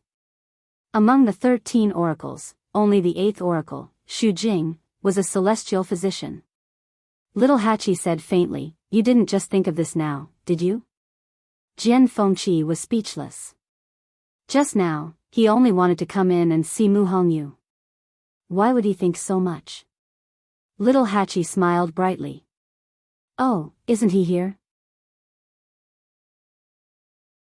Jian Fengqi looked up and saw Shu Jing walking towards them. His forehead twitched violently, and he suddenly looked at Little Hachi. He lowered his voice and asked, "You did it on purpose?" She must have known that she would have to go up against Shu Jing in this round, so she was so eager to give it a try. She was most likely waiting for this opportunity to have a good fight with Shu Jing. Little Hachi blinked innocently. "How could I? My master is still here, how could I not come?" As for dealing with Shu Jing, it was just a matter of convenience. Jian Fengqi rubbed his face. He had a hunch that today, he was bound to witness a great battle. Shu Jing didn't need anyone to take the initiative to come over. She was in charge of Herb Mountain, so she was naturally the most suitable person to fight in this life and death round. When she reached the top of the competition area, her gaze calmly swept across Little Hachi, Jian Fengqi, and the others, and finally landed on Liang He. She shook her head. "Liang He, you disappoint me." Liang He immediately looked ashamed. The 8th oracle had indeed treated him well and had taken care of him a lot. But, he didn't cherish it. "It's just for a woman, why do you have to go to this extent?" Shu Jing said lightly. As soon as she said this, everyone around them fell silent. Many people subconsciously looked at Little Hachi. There was no need to say who the woman in her words was referring to. Other than Little Hachi, there was no one else. Although everyone knew that Liang He had failed to pursue Little Hachi, Shu Jing's words were undoubtedly hinting that it was because of Little Hachi that Liang He had fallen to this state. She was scolding him in a roundabout way. Liang He's face instantly turned a little ugly. "8th oracle, I blame myself for this. It has nothing to do with anyone else." Shu Jing shook her head, and a trace of mockery flashed across her eyes. "You're still thinking about someone else at this time. Why don't you think about yourself? How did you become like this in just a few months? You're sad and depraved for someone else, but other people don't even want to look at you." Liang He's face turned red and white at the same time. He subconsciously looked at Little Hachi and wanted to explain, but the more anxious he was, the more he couldn't say anything. At this moment, Little Hachi suddenly sneered. "8th oracle, what do you mean? Why don't I understand?" Shu Jing lifted her chin slightly. "It's okay if others don't understand, but you should know best." Little Hachi crossed her arms and smiled charmingly. "It seems that the 8th oracle has a big misunderstanding about me. Since that's the case, I'll take this opportunity to make things clear today. Liang He, tell me, have I done anything wrong to you?" No, at the very beginning, this young lady had already told you clearly that this young lady already has someone she likes. It was you who kept on pestering me. I'm magnanimous and I didn't pursue this matter with you. Why are you still playing the blame game in the end?" She shrugged and blinked her eyes innocently. "Liang He, 8th oracle, I'm going to clear my name today. Otherwise, if Brother Yan Qing hears this, what if he gets jealous and angry?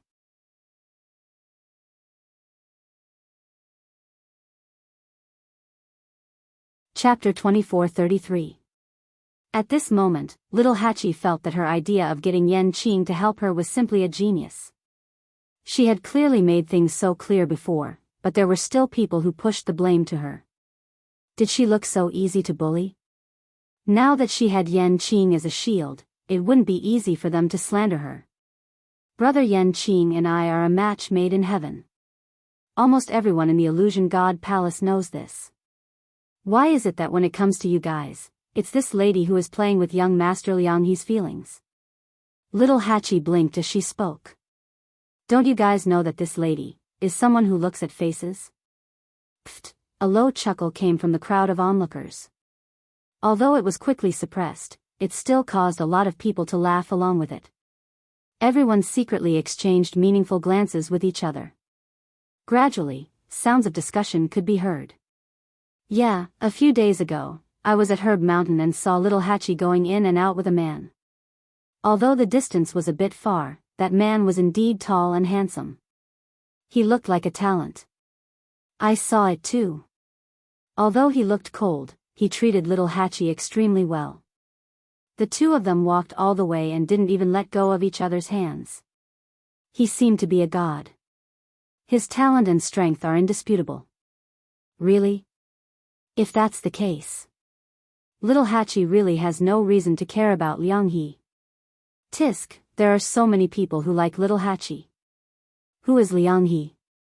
Little Hachi has always treated everyone equally and rejected all of them. I met her a few times, but I couldn't even get a word in. Liang He wasn't the only one who was rejected. Why is he the only one who was rejected? I think he's the one with the problem. I think so too. If I were her, I would also choose that person. The words of the 8th Divine Envoy just now were a bit. Everyone was discussing. Chu Liuyue's eyes twitched as he listened.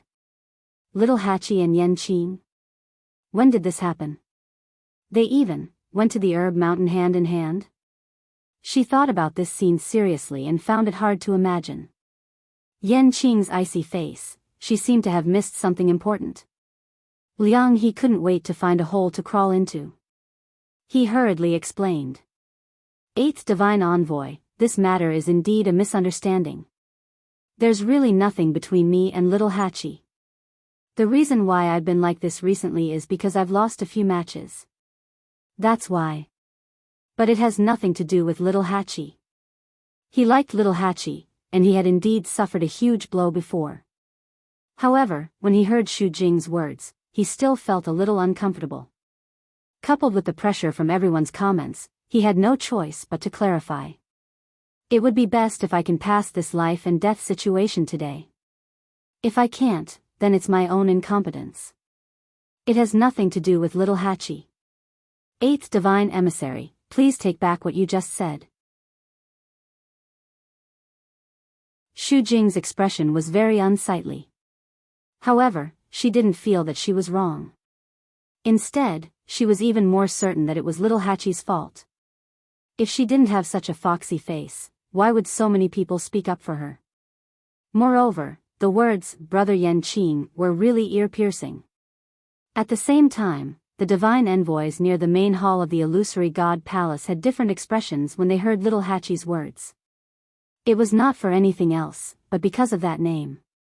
Fan Yinshao looked at Yu Qian with some uncertainty and said, Second Divine Envoy, the person that the woman mentioned just now, it's just the same name, Yu Qian said coldly. He's also from the Divine Ruins realm. Fan Yinshao and the others heaved a sigh of relief. I knew it was impossible. But looking at the time, that person should be here soon, right? Yu Qian looked up. That person will never come at a time like this.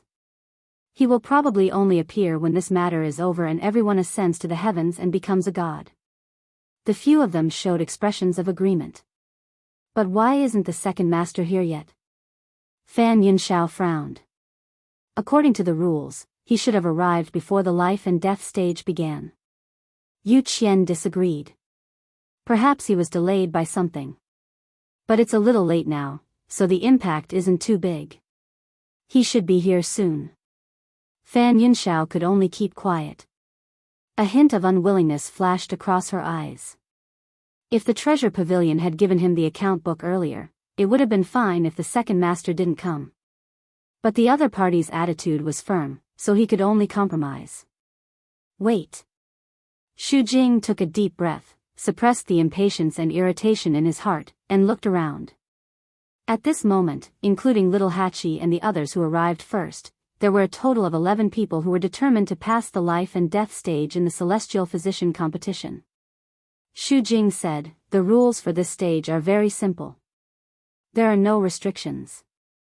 As long as you can refine a pill that is outstanding enough, you will pass." With that, she waved her hand and summoned a 3-legged bronze cauldron.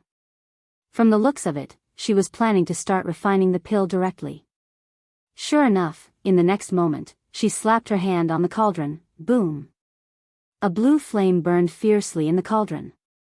Upon closer inspection, there was a hint of silver in the blue flame. The surrounding temperature rose instantly, and the aura was shocking. Little Hachi narrowed her beautiful eyes and raised the corner of her lips. Then, she summoned her own cauldron. Boom! A cluster of dazzling flames burned brightly. Treasure Pavilion. In the room, Yan Gu was pacing back and forth with his hands behind his back. Cheng looked at him helplessly. "Second master, it's already so late. Why aren't you going?" Yan Gu stopped in his tracks and looked out the window. Finally, he took a deep breath. "Let's go." Digression, the 5th chapter was slightly later, about 3:00. Then I realized that this book is really about to become a mystery. Ha ha ha ha ha.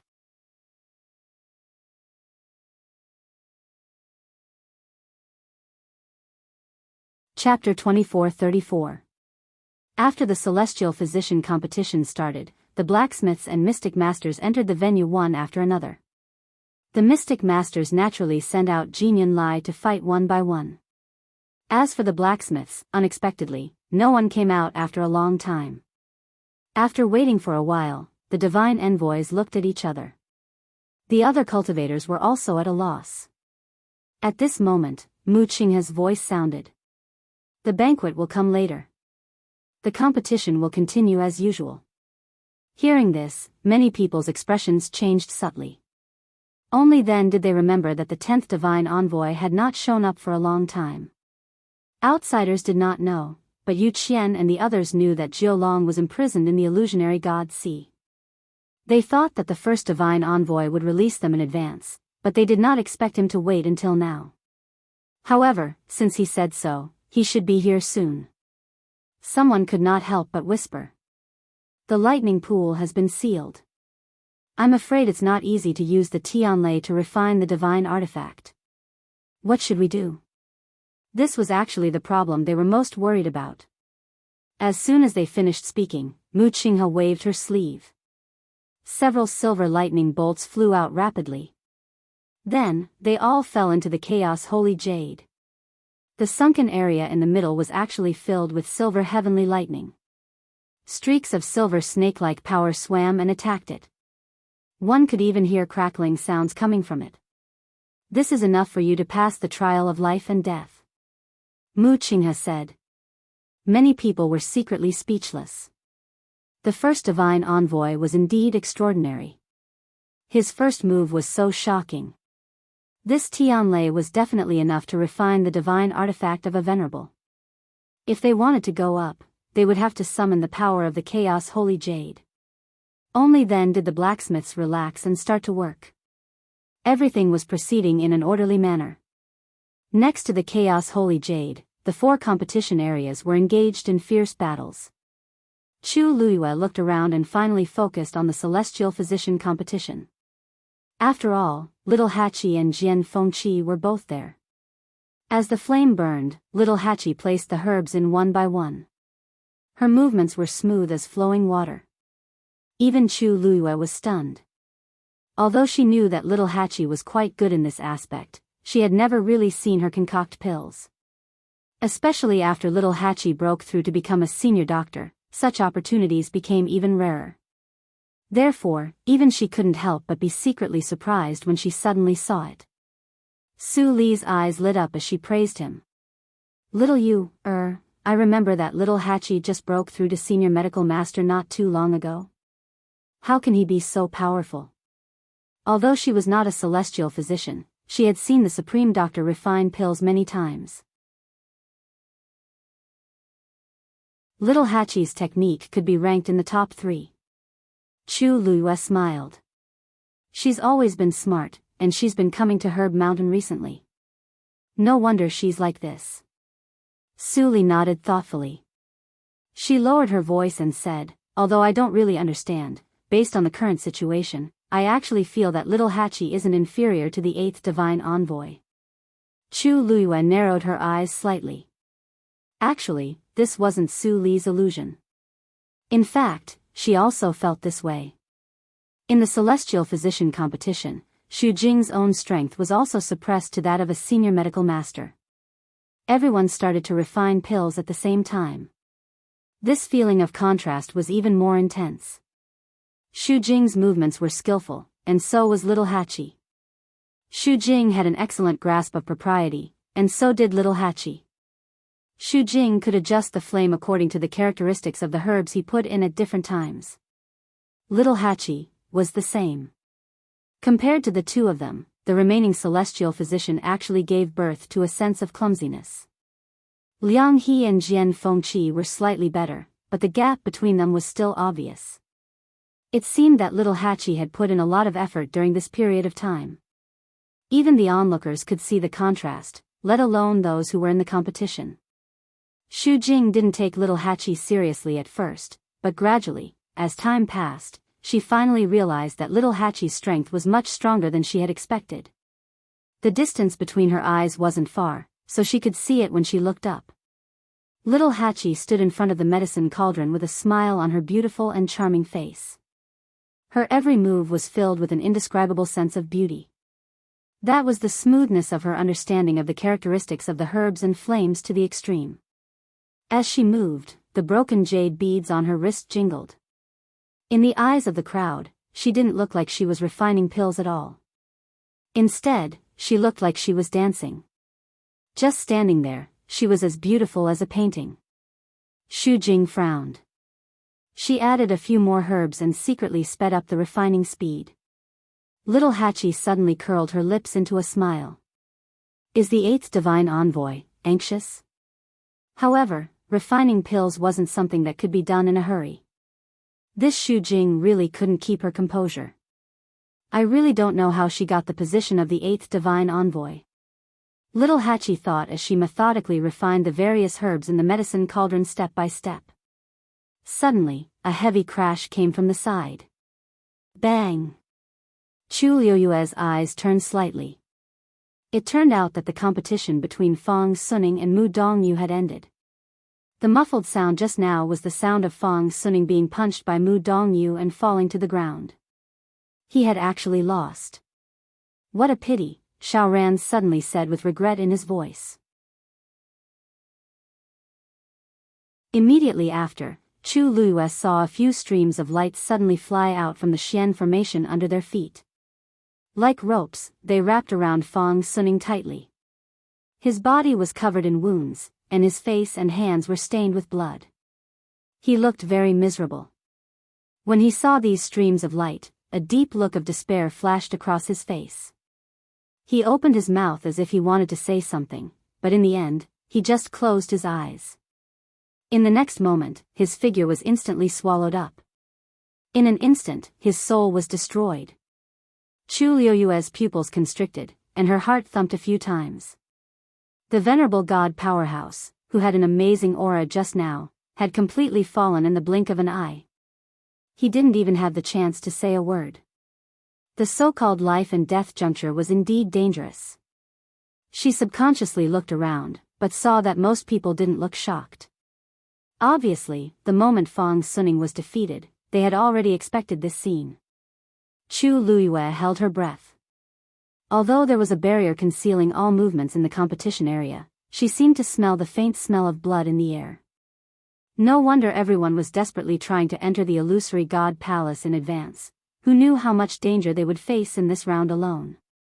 Thinking of this, she frowned and looked at little Hachi and Jian Fengqi. If they also failed, then, would they face the same ending as Fang Suning? Just as this thought flashed across her mind, an explosion suddenly sounded, bang. Chu Luiyue looked over and saw that it was a celestial physician not far behind little Hachi. A mistake caused the failure, and the entire medicine cauldron completely exploded. One of the fragments even flew towards little 8 at high speed. Chu Luiyue's heart instantly hung in the air.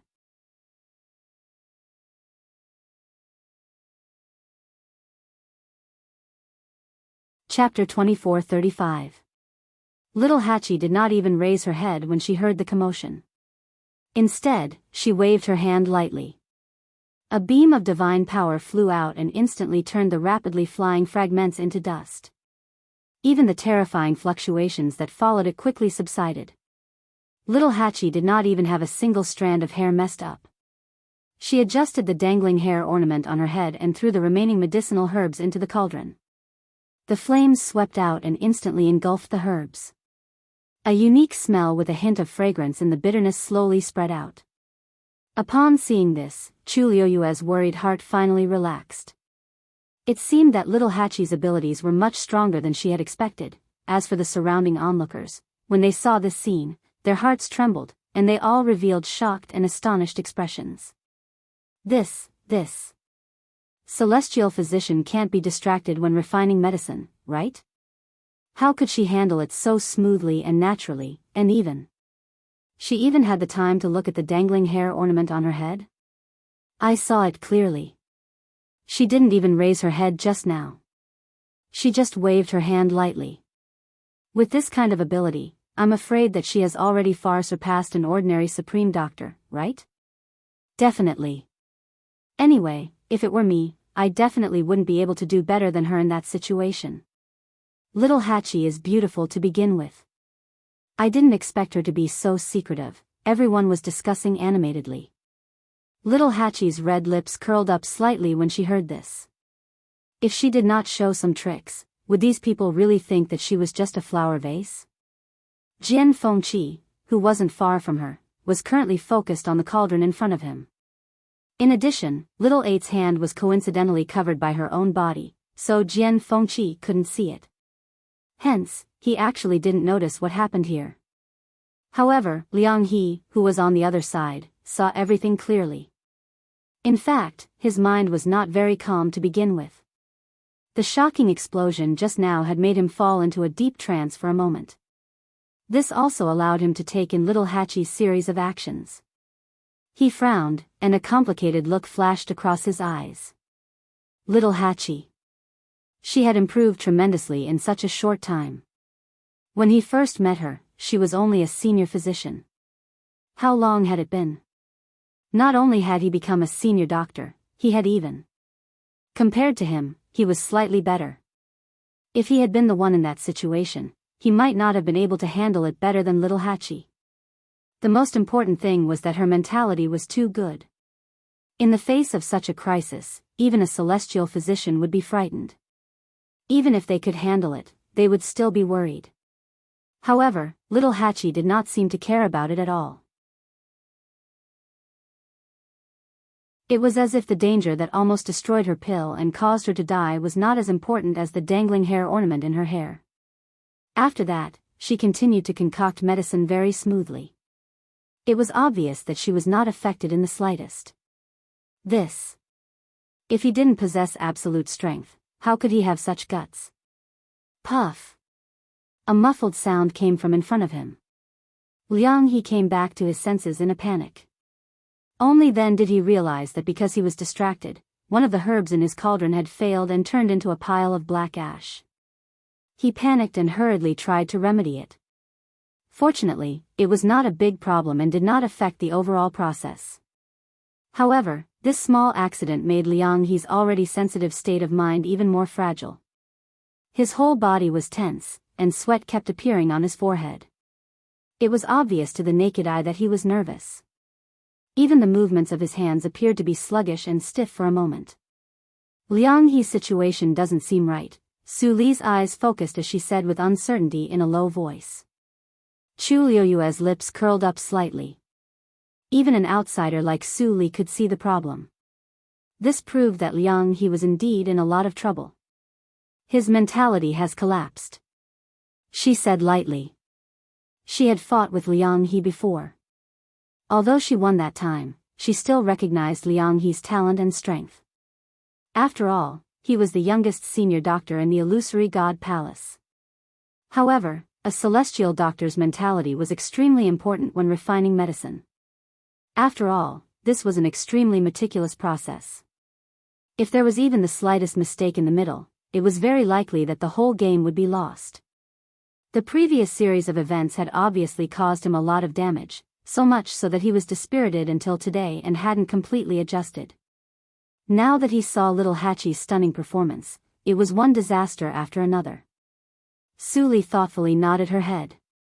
Then, little you, do you think he can still win this round? Chu Luyue paused for a moment and shook her head. I'm 80% sure he can't. If Liang He was at his peak, his chances of winning would still be very high. But now, then his mental fortitude is really a little weak, Su Li said with some regret.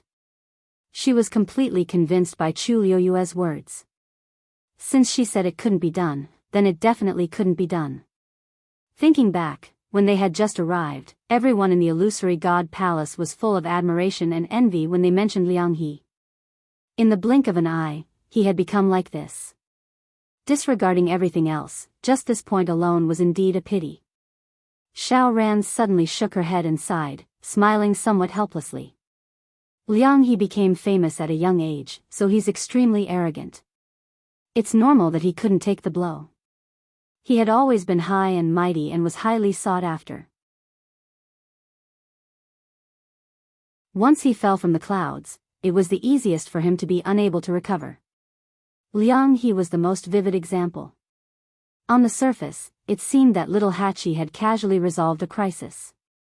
But in the eyes of the surrounding celestial physician, they would unconsciously compare themselves with her, causing their emotions to fluctuate.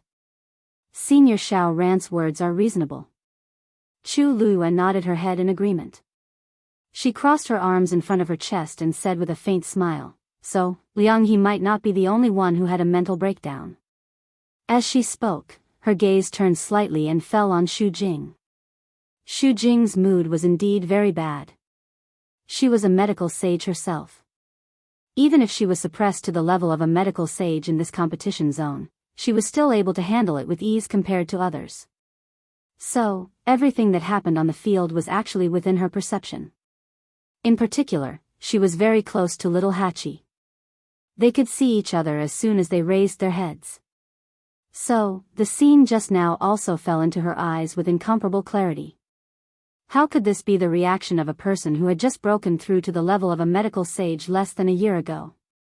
Xu Jing was first shocked, then in disbelief. In the end, her chaotic emotions intertwined and gradually made her angry. A lowly person who she didn't even take seriously actually had such strength. If she was given more time, it might not be impossible for her to break through the level of a medical sage. Thinking of this, Xu Jing felt even more annoyed. At this moment, little Hachi had finished refining the last medicinal herb. She slapped her palm on the medicinal cauldron, and the flames within instantly burned even more fiercely. Condense. With a delicate shout, the countless medicinal herbs in the medicinal cauldron began to fuse together. Everyone was shocked. Little Hachi actually started to refine pills before Xu Jing.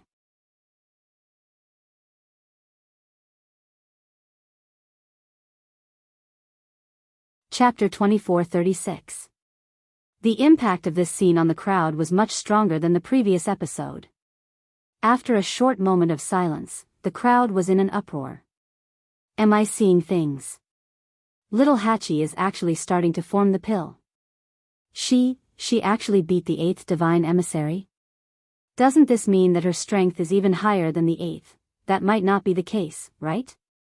Although everyone was refining Supreme Doctor level pills, there was still a certain level of difference between pills of the same level. Maybe the pill refined by the 8th divine emissary is better than hers? No way. I saw it clearly. Little Hachi is preparing to refine the green scarlet fire pill. That was one of the top 3 pills among the honorable doctor level pills. The 8th divine emissary is refining the divination pill. Although it is usually called the number 1 supreme doctor pill, it is actually not much stronger than the green scarlet fire pill. Moreover, the 8th divine emissary is a medical sage. No matter how much she suppresses her strength, she shouldn't be slower than little Hachi. There were many supreme doctor experts in the illusory god palace. Other than a small number of them who had entered the life and death juncture, most of them were watching this scene from outside the illusory god palace. Others didn't understand, but they understood it the most. With the current progress, little Hachi was indeed ahead by a bit. After listening to these people's explanations, the surrounding crowd gradually understood. When they looked at Xu Jing again, their gazes were much more complicated. This was the 8th divine emissary not using her full strength, or... Xu Jing heard all the words clearly. All the gazes made her feel uneasy. She secretly gritted her teeth, and a trace of resentment quickly flashed across her eyes. When she saw little Hachi starting to form the pill, she knew something was wrong. As expected. As soon as this matter came out, the others immediately began to suspect her. Xu Jing was very sullen in her heart, and there was even a trace of anger in her embarrassment. Because, she really didn't hold back. As a divine emissary, how could she purposely go easy in a life and death juncture? The first divine emissary was watching from behind. Moreover, the moment she saw little Hachi participating in the competition, she had already made up her mind to teach her a lesson. As long as little Hachi was defeated, there was only one outcome, death.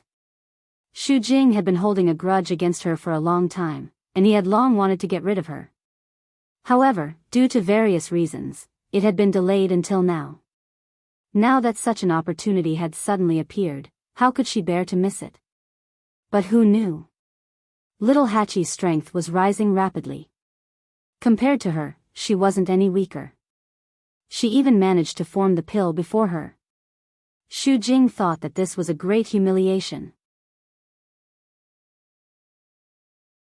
Her face felt like it had been slapped twice, and it was burning with pain. She glanced at little Hachi from the corner of her eye. Inside the medicine cauldron, a dazzling flame burned fiercely as several kinds of medicinal herbs gradually condensed. Gradually, there was already a fist-sized spherical medicinal pill. Xu Jing's heart skipped a beat. Little Hachi's pill refinement could be said to be extremely smooth. As long as there were no accidents later on, then, it was basically a success.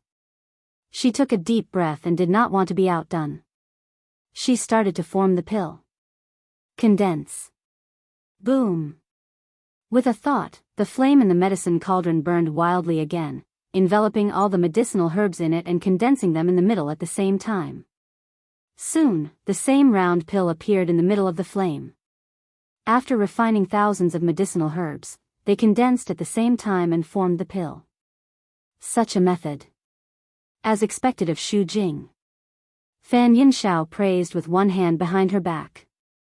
Unlike little Hachi's method of adding ingredients bit by bit, this method of forming the pill in one go would make the pill better in terms of appearance and internal medicinal effects. Of course, the difficulty was also higher. Although she was one step behind little Hachi just now, this move undoubtedly won back some face for Xu Jing. Yu Qian frowned and said in a low voice, "She is the medical sage. If she can't even do this, what will she look like?" One had to know that Xu Jing represented the palace of the illusory god and all the divine envoys. Being surpassed so easily, even if the competition was not over yet, it still made people feel very uncomfortable. The smile on Fan Yinxiao's face gradually faded. She shut her mouth in embarrassment and swallowed the rest of her words. Yu Qian usually looked gentle, but he was extremely arrogant and even conceited. Of course, he was not happy to see such a situation. Thinking of this, Fan Yinxiao suddenly turned around and looked at the figure on the steps of the palace of the illusory god. The man in the grayish-blue brocade robe was tall and straight, and his expression was indifferent. There was no emotion on his face. Fan Yinxiao retracted her gaze and could not help but think in her heart, the first divine envoy is still the first divine envoy after all. He is not like the second divine envoy, who can't keep his composure. That person is watching from above and hasn't expressed his opinion yet. Is it appropriate for the second divine envoy to be so impatient? Of course, these thoughts were only in Fan Yinxiao's heart. She did not dare to show it. No matter who it was, these two were people she could not afford to offend. Little Hachi is really amazing. Mu Hongyu sighed. You're almost forcing the eighth divine envoy into a corner. Chu Luiyue smiled and looked at her. Hongyu, lower your voice. It won't be good if someone else hears you.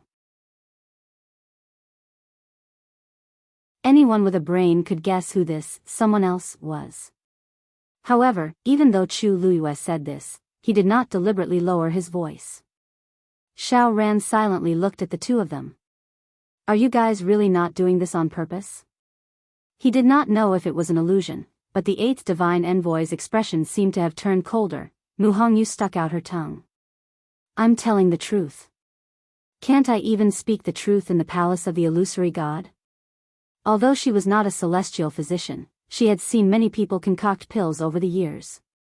In addition, she was very smart. With just one look, she could tell what Xu Jing was thinking. In fact, everyone present, as long as they were not blind, could tell. After all, her performance was too obvious. Of course, this matter could not be entirely blamed on her. If she did not seize the opportunity to counterattack, she would really be suppressed by little Hachi. If it was anyone else, it would be fine. However, it was little Hachi. Who did not know that these two had a long-standing grudge? It would be strange if she could tolerate little Hachi stepping on her head and winning the entire hall. Chu Luiyue nodded in agreement. Little Hachi's performance is indeed much better than I expected. As she said this, she glanced at Mu Hongyu from the corner of her eye. Although her expression was normal, her almond-shaped eyes were still staring at the arena. She followed her line of sight and looked in that direction. A meaningful smile immediately appeared on her face. Then, she sighed softly. I'm not worried about little Hachi.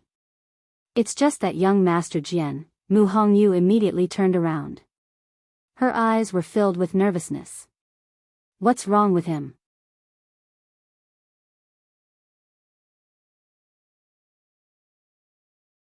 Chapter 24:37. Chu Luiyue suddenly stopped talking.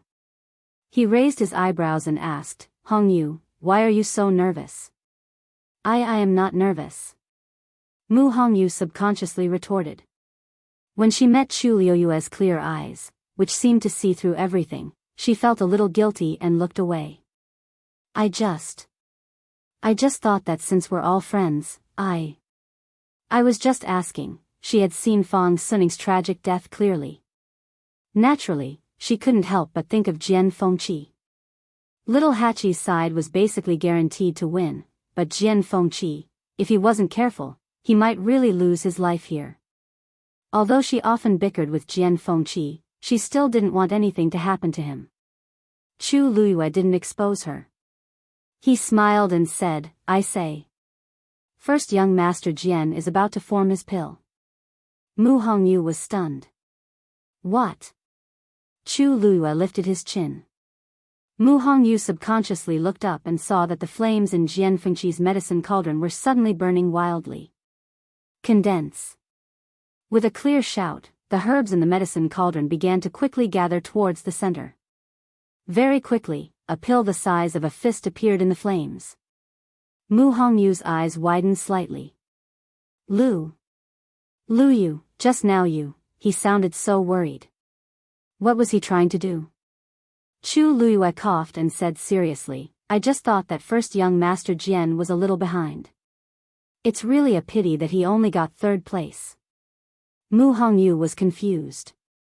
Of the two people in front, one was the eighth divine envoy, Xu Jing, and the other was little 8. Wasn't it already very good that he was able to fight his way out of the encirclement and obtain the third place? Looking at the smile that slowly appeared on Chu Liuyue's lips, she suddenly came back to her senses. Lu Yu.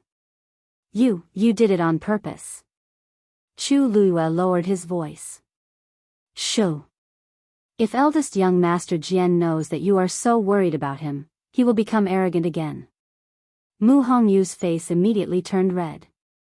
She bit her lips and wanted to defend herself, but when she thought of her performance just now, she really didn't know what to say.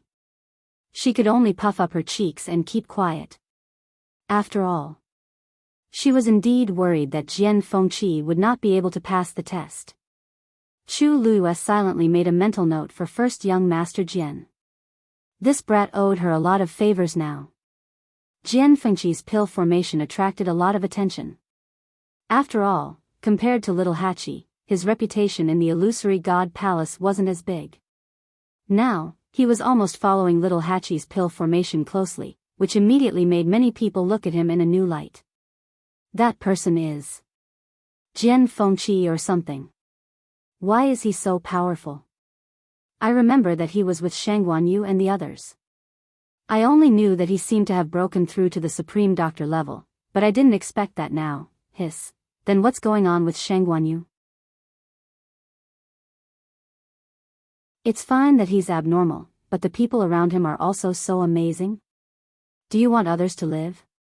If there were only one or two people, perhaps it wouldn't be considered Chu Liuyue's fault.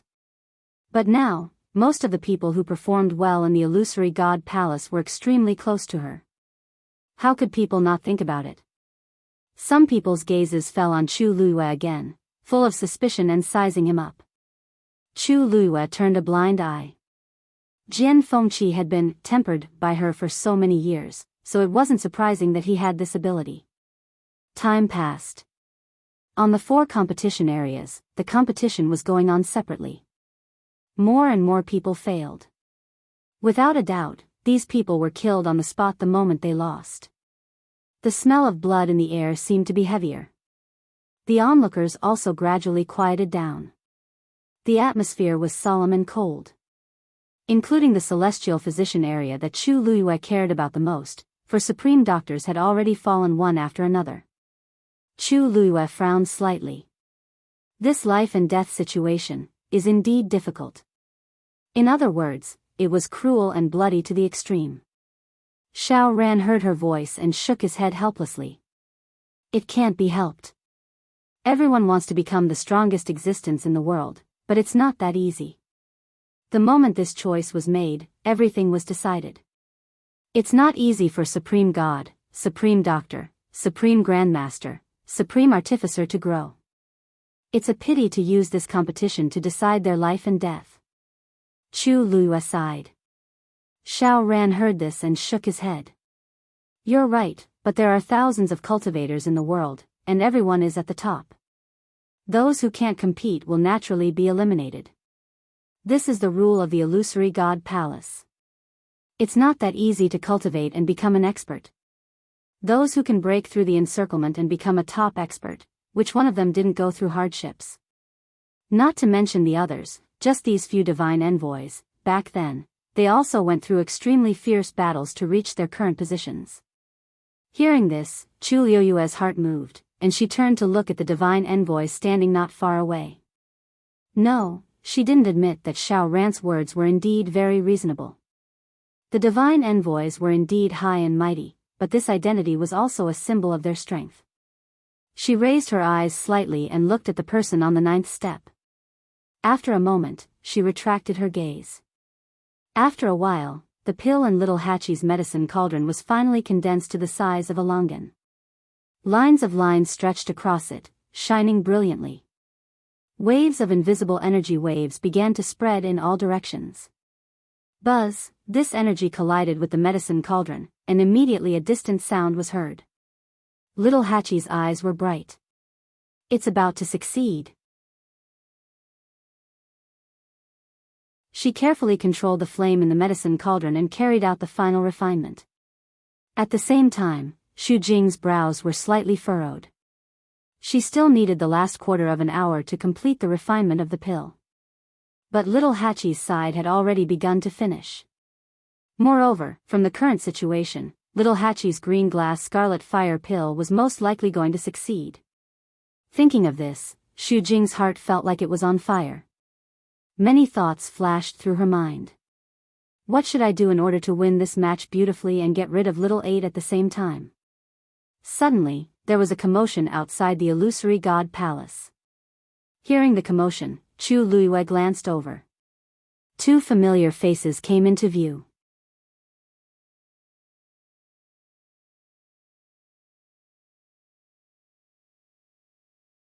Chapter 2438. It was Jiu Long and Shi Yan. She hadn't seen them since the last time they met at the Godslayer Mound. She looked at the two of them carefully. On the surface, there wasn't much difference from when he first saw them. However, they seemed to have lost some weight, and their expressions also seemed to be a little tired. It was clear that they had not been living well during this period of time. Jiu Long and Shi Yan stopped in front of the Holy Chaos Jade and bowed respectfully. Jiu Long, Shi Yan, is late. Please forgive me, First Divine Envoy. Mu Qinghe's expression didn't change. It's fine. Shi Yan, the artifact master competition has begun. Go ahead. Yes. Shi Yan nodded and walked over. Jiu Long walked around the Holy Chaos Jade and headed inside. Suddenly, he stopped and narrowed his eyes. Chu Luiyue raised her brows slightly, met his gaze, and calmly greeted him. Ninth Divine Envoy, long time no see. How have you been? Jiu Long's mouth twitched. How could she not know if they were doing well? If not for her, he and Shi Yan wouldn't have been imprisoned in the illusionary god sea and suffered for so long. But Jiu Long only dared to think about it. He didn't dare to say it out loud. She was the emperor's subordinate. Initially, he was unaware of the other party's background, so it was one thing for him to offend the latter. But now, he had already suffered. How could he make the same mistake again? Jiu Long took a deep breath and forced a smile on her face. I'm fine. Thank you for your concern. As soon as he said this, everyone was speechless. What was wrong with the Ninth Divine Envoy? Why was he so polite to Chu Luiyue? Everyone looked at Jiu Long and Chu Luiyue suspiciously. Anyone could tell that something was wrong. Even Chu Luiyue was stunned. The last time they met in the Godslayer Mound, the Ninth Divine Envoy was arrogant and bossy. He didn't care about her or the 7 Childu Wind at all. Why did his attitude change so much in the blink of an eye? Just as she was about to ask something, Jiu Long spoke first. If there's nothing else, I'll head over first. Chu Luiyue. Go ahead. Jiu Long heaved a sigh of relief when he heard this. He turned around and left in a hurry. From the looks of it, it was as if someone was chasing after a debt. Su Li and the others all looked at Chu Luiyue. For a moment, the atmosphere was extremely strange. After a long while, Xiaoran could not help but ask, "You are friends with the Ninth Divine Envoy?" Chu Luiyue thought for a moment, then said faintly, "He almost killed Qi Han and Lu Feng. He even wanted to snatch something from me. Does this count?" Xiaoran. Then why is he like this? Chu Luiyue shrugged. How did she know? Back then, the two of them had mysteriously disappeared. Now, their attitude was even stranger. She couldn't figure it out either.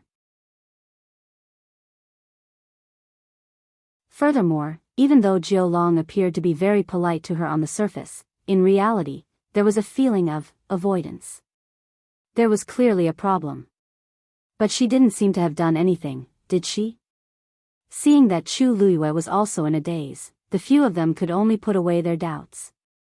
Only Su Li murmured, "These divine envoys are really unpredictable."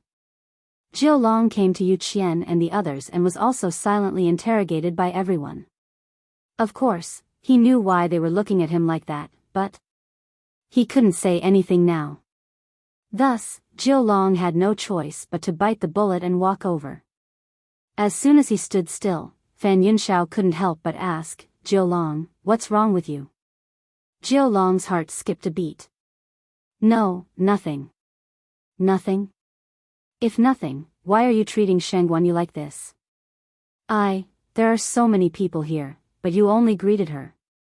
Jiao broke out in cold sweat. How was he supposed to answer this? He subconsciously raised his head and looked at Mu Qinghe, who was standing above. When he and Shi Yan were punished to the illusionary god Ocean, the first divine envoy had warned them not to spread this matter. Since she was the emperor's person, then this identity. Of course, the emperor had to be willing to reveal it. Now that the emperor hadn't arrived yet, he didn't have the guts to reveal this matter. Thus, he could only endure it. I didn't. Before he could finish speaking, a loud sound suddenly came from behind. For a moment, everyone looked in that direction. Yu Qian frowned. She's about to form the pill. This she wasn't referring to the eighth divine envoy, Shu Jing, but Little Hachi. Following the heavy and melodious sound of the collision, the pill in the medicine cauldron was finally completed. Little Hachi was delighted. She immediately stretched out her hand and was about to take it. However, at this moment, an even more shocking sound of collision suddenly came from beside her. Boom! In an instant, flames soared and sparks flew everywhere. It was Shu Jing. Following closely behind, Little Hachi finished refining the pill. She slammed her hand on the medicine cauldron. A vigorous and astonishing power instantly began to spread out in all directions. No one saw that her fingertips, which were pressed tightly against the medicine cauldron, moved slightly. A hidden force quietly spread toward Little Hachi. Little Adi was shocked and had no time to do anything else. His first reaction was to pounce forward and protect that green-glazed scarlet fire pill. Bang! That tyrannical and ferocious aura instantly slammed into her body. Pfff, her body shook, and she spat out a mouthful of blood. Digression, 5th update, around 12:30 p.m.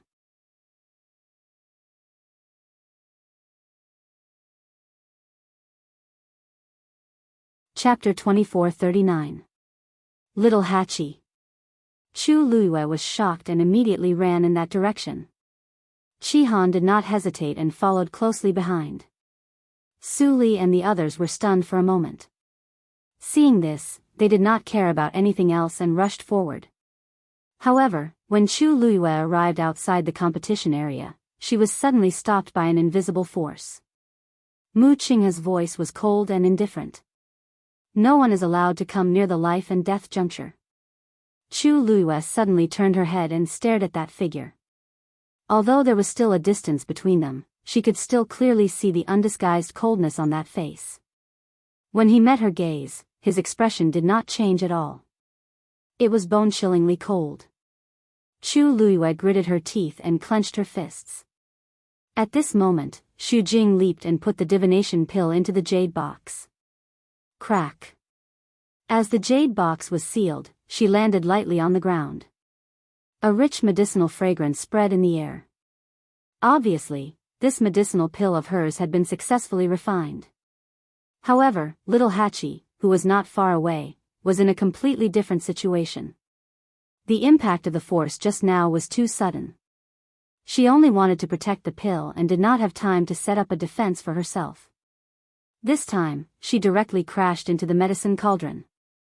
The corners of her mouth and chest were stained with blood. It was bright red and glaring. However, her complexion was extremely pale. It was obvious that she had suffered severe internal injuries. At this moment, she was half leaning on the side of the medicine cauldron. She supported herself with one hand, and her knuckles were white. Little Hachi. Are you okay? Chu Luiyue's heart was burning like crazy. Little Hachi raised her hand and slowly wiped the blood from the corner of her mouth with the back of her hand. Moss. Master, don't worry. I'm fine, she spoke slowly, but she was unprecedentedly weak. Chu Luiyue's heart instantly felt like it was being squeezed tightly by something. Fine? How is this fine? Little Hachi licked her lips. A rich, sweet, and fishy taste filled her mouth and tongue. She slowly raised her head and looked at Xu Jing. Her usually enchanting and charming eyes were now filled with a cold luster. Eighth Oracle, what's the point of a sneak attack? Xu Jing's expression was calm. I don't know what you're talking about. Little Hachi seemed to have heard a joke and laughed coldly. You don't know? Do you dare to say that you didn't take advantage of the opportunity to secretly make a move on me and destroy my pill? Xu Jing's expression. What I'm refining is the number 1 pill of the senior doctor, divination pill. When I was forming the pill, it would cause a huge commotion. It was normal, and I didn't do it on purpose. Besides, no one else was affected, but you were the one who got into trouble. Shouldn't you look for the reason yourself? What? Are you saying that something happened to me at the last moment? Eighth Divine Emissary, my refining process has been very smooth. In fact, I even completed the pill before you. That's not impossible. Xu Jing said indifferently. After all, when it comes to refining pills, no one knows what will happen until the very last moment. You said that I deliberately targeted you. Do you have any evidence? Little Hachi swallowed a mouthful of blood. Xu Jing was extremely cunning. Under the situation of the energy riot just now, she wouldn't leave any traces at all. Just based on her words alone, how could anyone be convinced? Good. Good. I've really underestimated you. Little Hachi closed her eyes. Her lips curled into an impudent and provocative smile. It seems that the slap I gave you that day at Herb Mountain was far from enough. If I had known this day would come, I would have slapped your face until it was swollen. Let's see how thick-skinned you are to say such words in front of everyone. Xu Jing's expression finally changed. What nonsense are you talking about? I'm talking nonsense? Why are you licking your face and spouting nonsense? Little Hachi's vision turned black, but she was still holding on with her anger. She sneered. Why, as the 8th Divine Envoy, do you feel embarrassed after losing to me? So unscrupulous. Little Hachi's words were so fierce that Xu Jing was almost speechless. After all, there were many people around. There were many things that she couldn't say. Thus, she endured it again and again before finally saying, I don't want to argue with you about this. There's no need to pay attention to slander. But, your Emerald Scarlet Fire pill has been destroyed. Then, you've lost this life and death trial. What she meant was that she wanted to take little Hachi's life. Chu Luiyue heard this and immediately shouted in a deep voice, How dare you? Xu Jing turned her head and glanced at her. A faint and sarcastic smile appeared at the corner of her mouth. Why, Shengguanyu, do you think you can interfere in this life and death trial? Today, little Hachi must die. Chu Luiyue stared at her. She had been watching very carefully before. Little Hachi's alchemy had been very smooth and there hadn't been any problems. It was Xu Jing who had secretly tampered with the alchemy that led to this situation. She pursed her lips coldly. Of course, I don't have the right to do so. But, the 8th Divine Envoy's character has really opened my eyes. Xu Jing's chest tightened. Chu Luiyue had already looked at Mu Qinghe. You're in control of the competition area. Just now, you should know best whether or not someone had secretly tampered with the alchemy, right? Xu Jing's heart sank and she looked over as well. First Divine Envoy, such an unreasonable person should be severely punished. Moreover, there was also little 8. Since he had failed, he should be executed immediately. As soon as she finished speaking, several rays of light flew up from little Hachi's feet and wrapped around her. Chu Luiyue's heart suddenly sank. However, at this moment, a sharp sword suddenly pierced through the air and flew toward them. Chi! Those few streams of light were instantly crushed. Then, a tall and slender figure appeared in front of everyone. He was dressed in neat and tidy clothes, and there was a cold aura around him. An indescribable pressure spread out from his body. Little Hachi looked at the sword and subconsciously raised her head. Brother Yanqing. Everyone who saw the person's face was shocked back to their senses. Xu Jing's expression changed drastically. Who are you calling?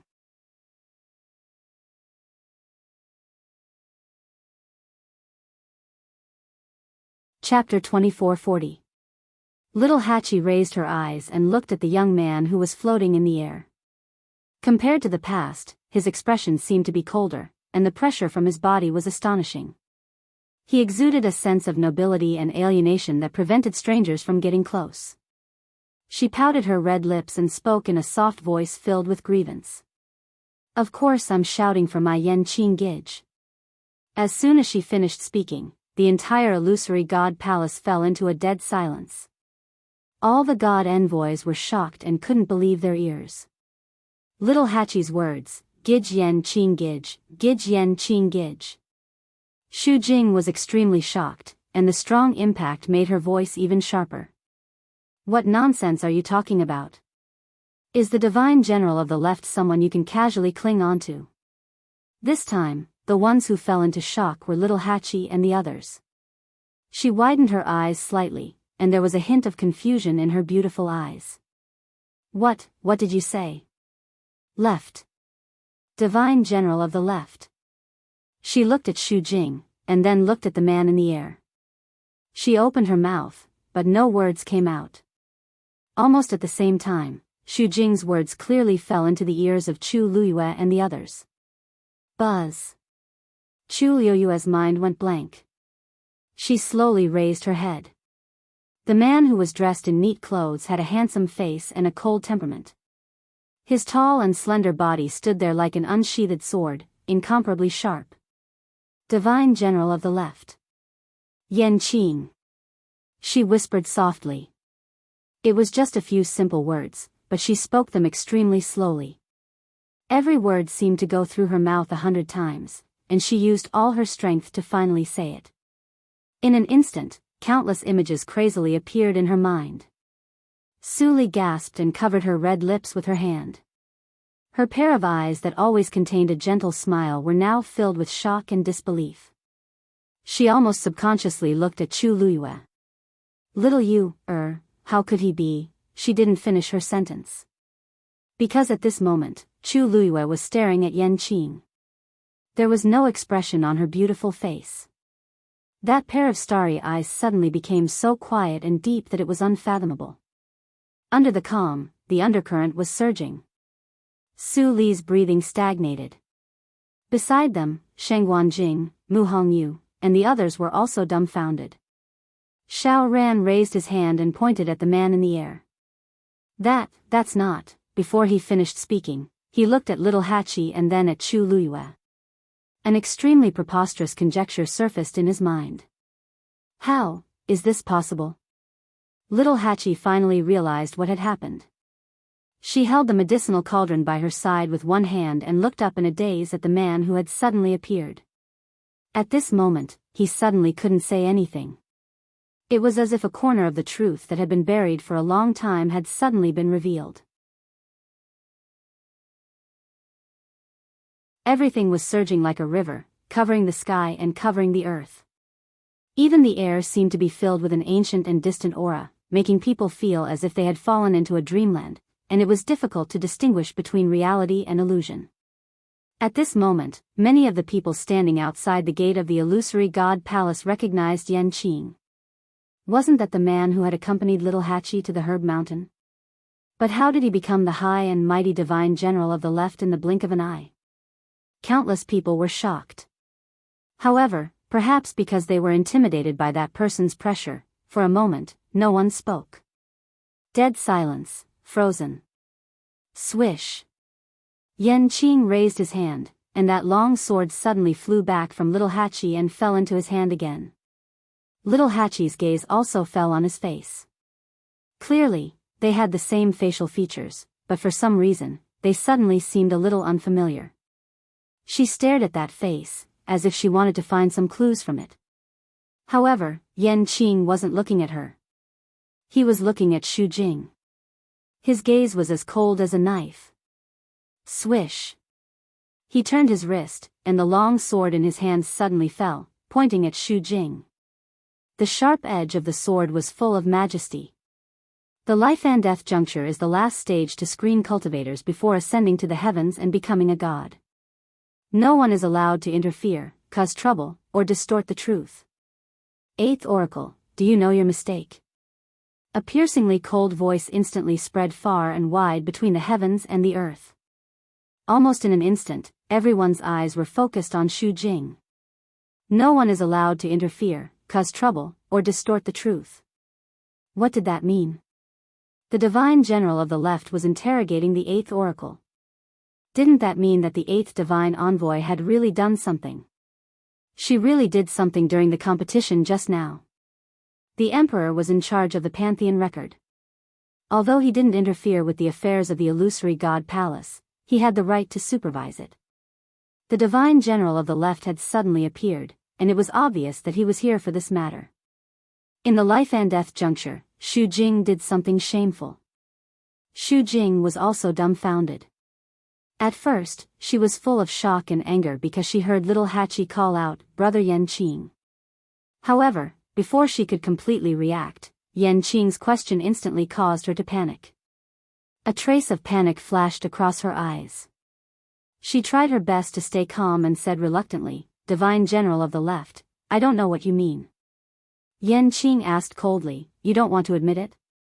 Xu Jing's heart trembled, and a huge wave of panic surged from the bottom of her heart. She gritted her teeth. "I don't know, you don't want to admit it." Yan Qing interrupted her. His words were firm, and his tone was cold. It was obvious that he had confirmed everything. Everyone looked at each other. The divine general of the left was one of the emperor's men. Now that he suddenly appeared and questioned the eighth oracle in public, he must have been very confident. However, Xu Jing didn't want to admit it. Wasn't she looking for trouble for herself? For a moment, everyone looked at Xu Jing with more complicated expressions. Surprise, contempt, mockery. As the oracle, Xu Jing had always been high and mighty. In particular, she had been in charge of the Herb Mountain for many years and had great power. When people saw her, they would eagerly try to curry favor with her. Who knew that she would have such a day? No one was stupid. They could figure out what was going on with the current situation. She was the culprit behind little Hachi's accident at the last moment. Xu Jing clenched the jade box in her hand. Her delicately manicured nails were almost broken. The sharp pain made her regain some consciousness. She looked up at Yan Qing and asked, "Divine General of the Left, are you sure that I deliberately stopped little Hachi from making the elixir just now?" Yan Qing didn't say anything, but his expression couldn't be more obvious. Xu Jing suddenly laughed and asked softly, "What are you talking about?" "Then I want to ask, why did I do that? Who is she? Why did I take such a risk?" Yan Qing narrowed his eyes. Coldness overflowed from his body, and he suddenly clenched the hilt of his sword. It was her own incompetence that ruined the elixir. "Now, you want to push the blame to me?" She sneered. "Did I do something, or did the divine general of the left not want to see her lose so badly? Who knows?"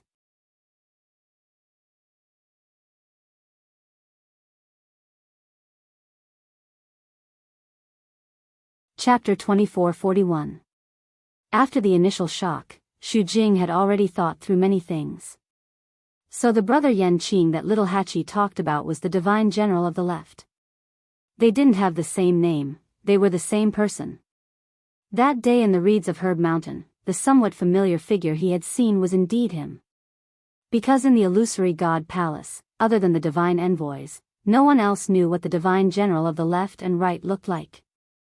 Therefore, he was even willing to appear at Herb Mountain with little Hachi. She still remembered clearly what she heard that day. Everyone said that the two of them were extremely intimate and were a match made in heaven. They went in and out together, coming and going hand in hand. Even little Hachi rejected Liang He because of him. Thinking of this, Xu Jing couldn't help but sneer and look at Liang He with eyes full of sarcasm.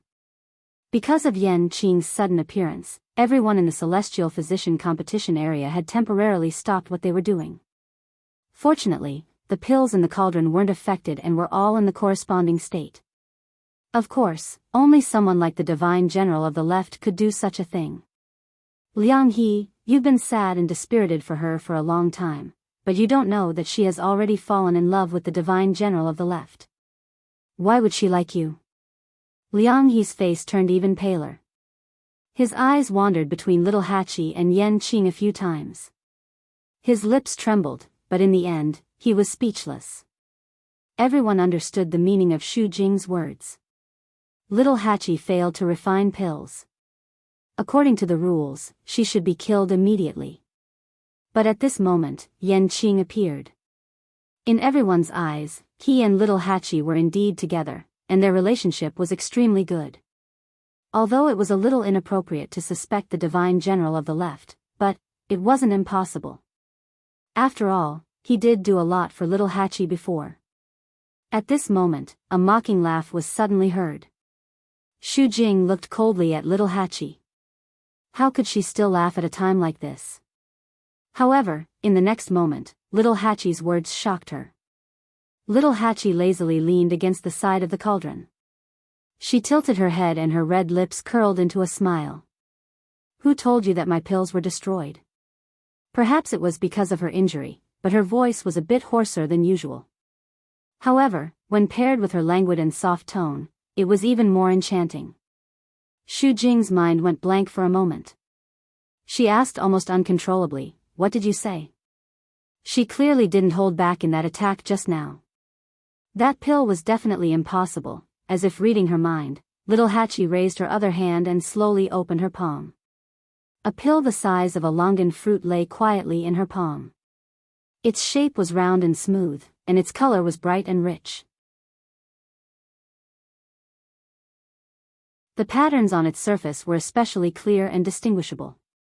A strong and fragrant medicinal fragrance spread out from within. It was precisely the azure-glazed scarlet fire pill. Furthermore, anyone could tell that this was a medicinal pill that could be called perfect.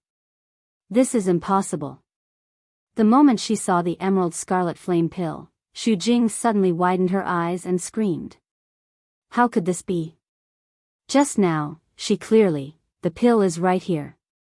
Why are you saying that it's impossible? Little Hachi snorted. She licked her lips and rubbed her waist. In order to protect this pill, I spent a lot of effort. Xu Jing used almost all the power she could muster in that attack just now. If she hadn't reacted quickly, she would have succeeded. The corners of her lips curled up into a smile as she looked at Xu Jing with a faint smile. Eighth messenger of God, I should have passed this trial of life and death, right? Now, do you still want to kill me on the spot? Silence. The air seemed to have frozen. Everything froze at this moment. Xu Jing only felt a buzzing sound in her head, and her vision turned black. She actually, really managed to protect that pill. Little Hachi laughed and said, although Brother Yan Qing has always treated me very well, but, when it comes to matters of life and death, he is extremely fair. To tell you the truth, I only found out about this person's identity today. As she spoke, she raised her eyes slightly and glanced at Yan Qing with a faint smile. Who would have thought that Brother Yan Qing would be so powerful? Yan Qing pursed her thin lips slightly. Eighth messenger of God, you just suspected that Brother Yan Qing was unfair and abusing his power for personal gain. However, the pill is clearly fine now. What you said just now. Don't you think it's ridiculous? Little Hachi said slowly. Every word was like a resounding slap to Xu Jing's face. Yes. She just said that Yan Qing was worried that little Hachi would die at the critical moment, so he stepped in. But in reality, Lil Eight's pill had already been successfully refined. If that was the case, then what she said just now was clearly slander. Xu Jing was completely flustered. Yan Qing looked at Mu Qinghe. First messenger of God, don't you have anything to say now?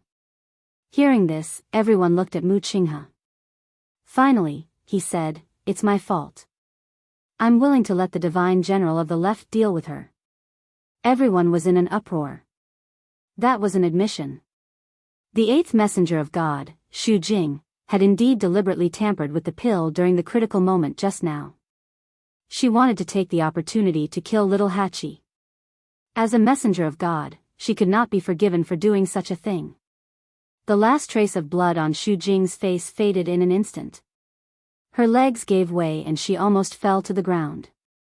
First messenger of God. Mu Qinghe's expression did not change.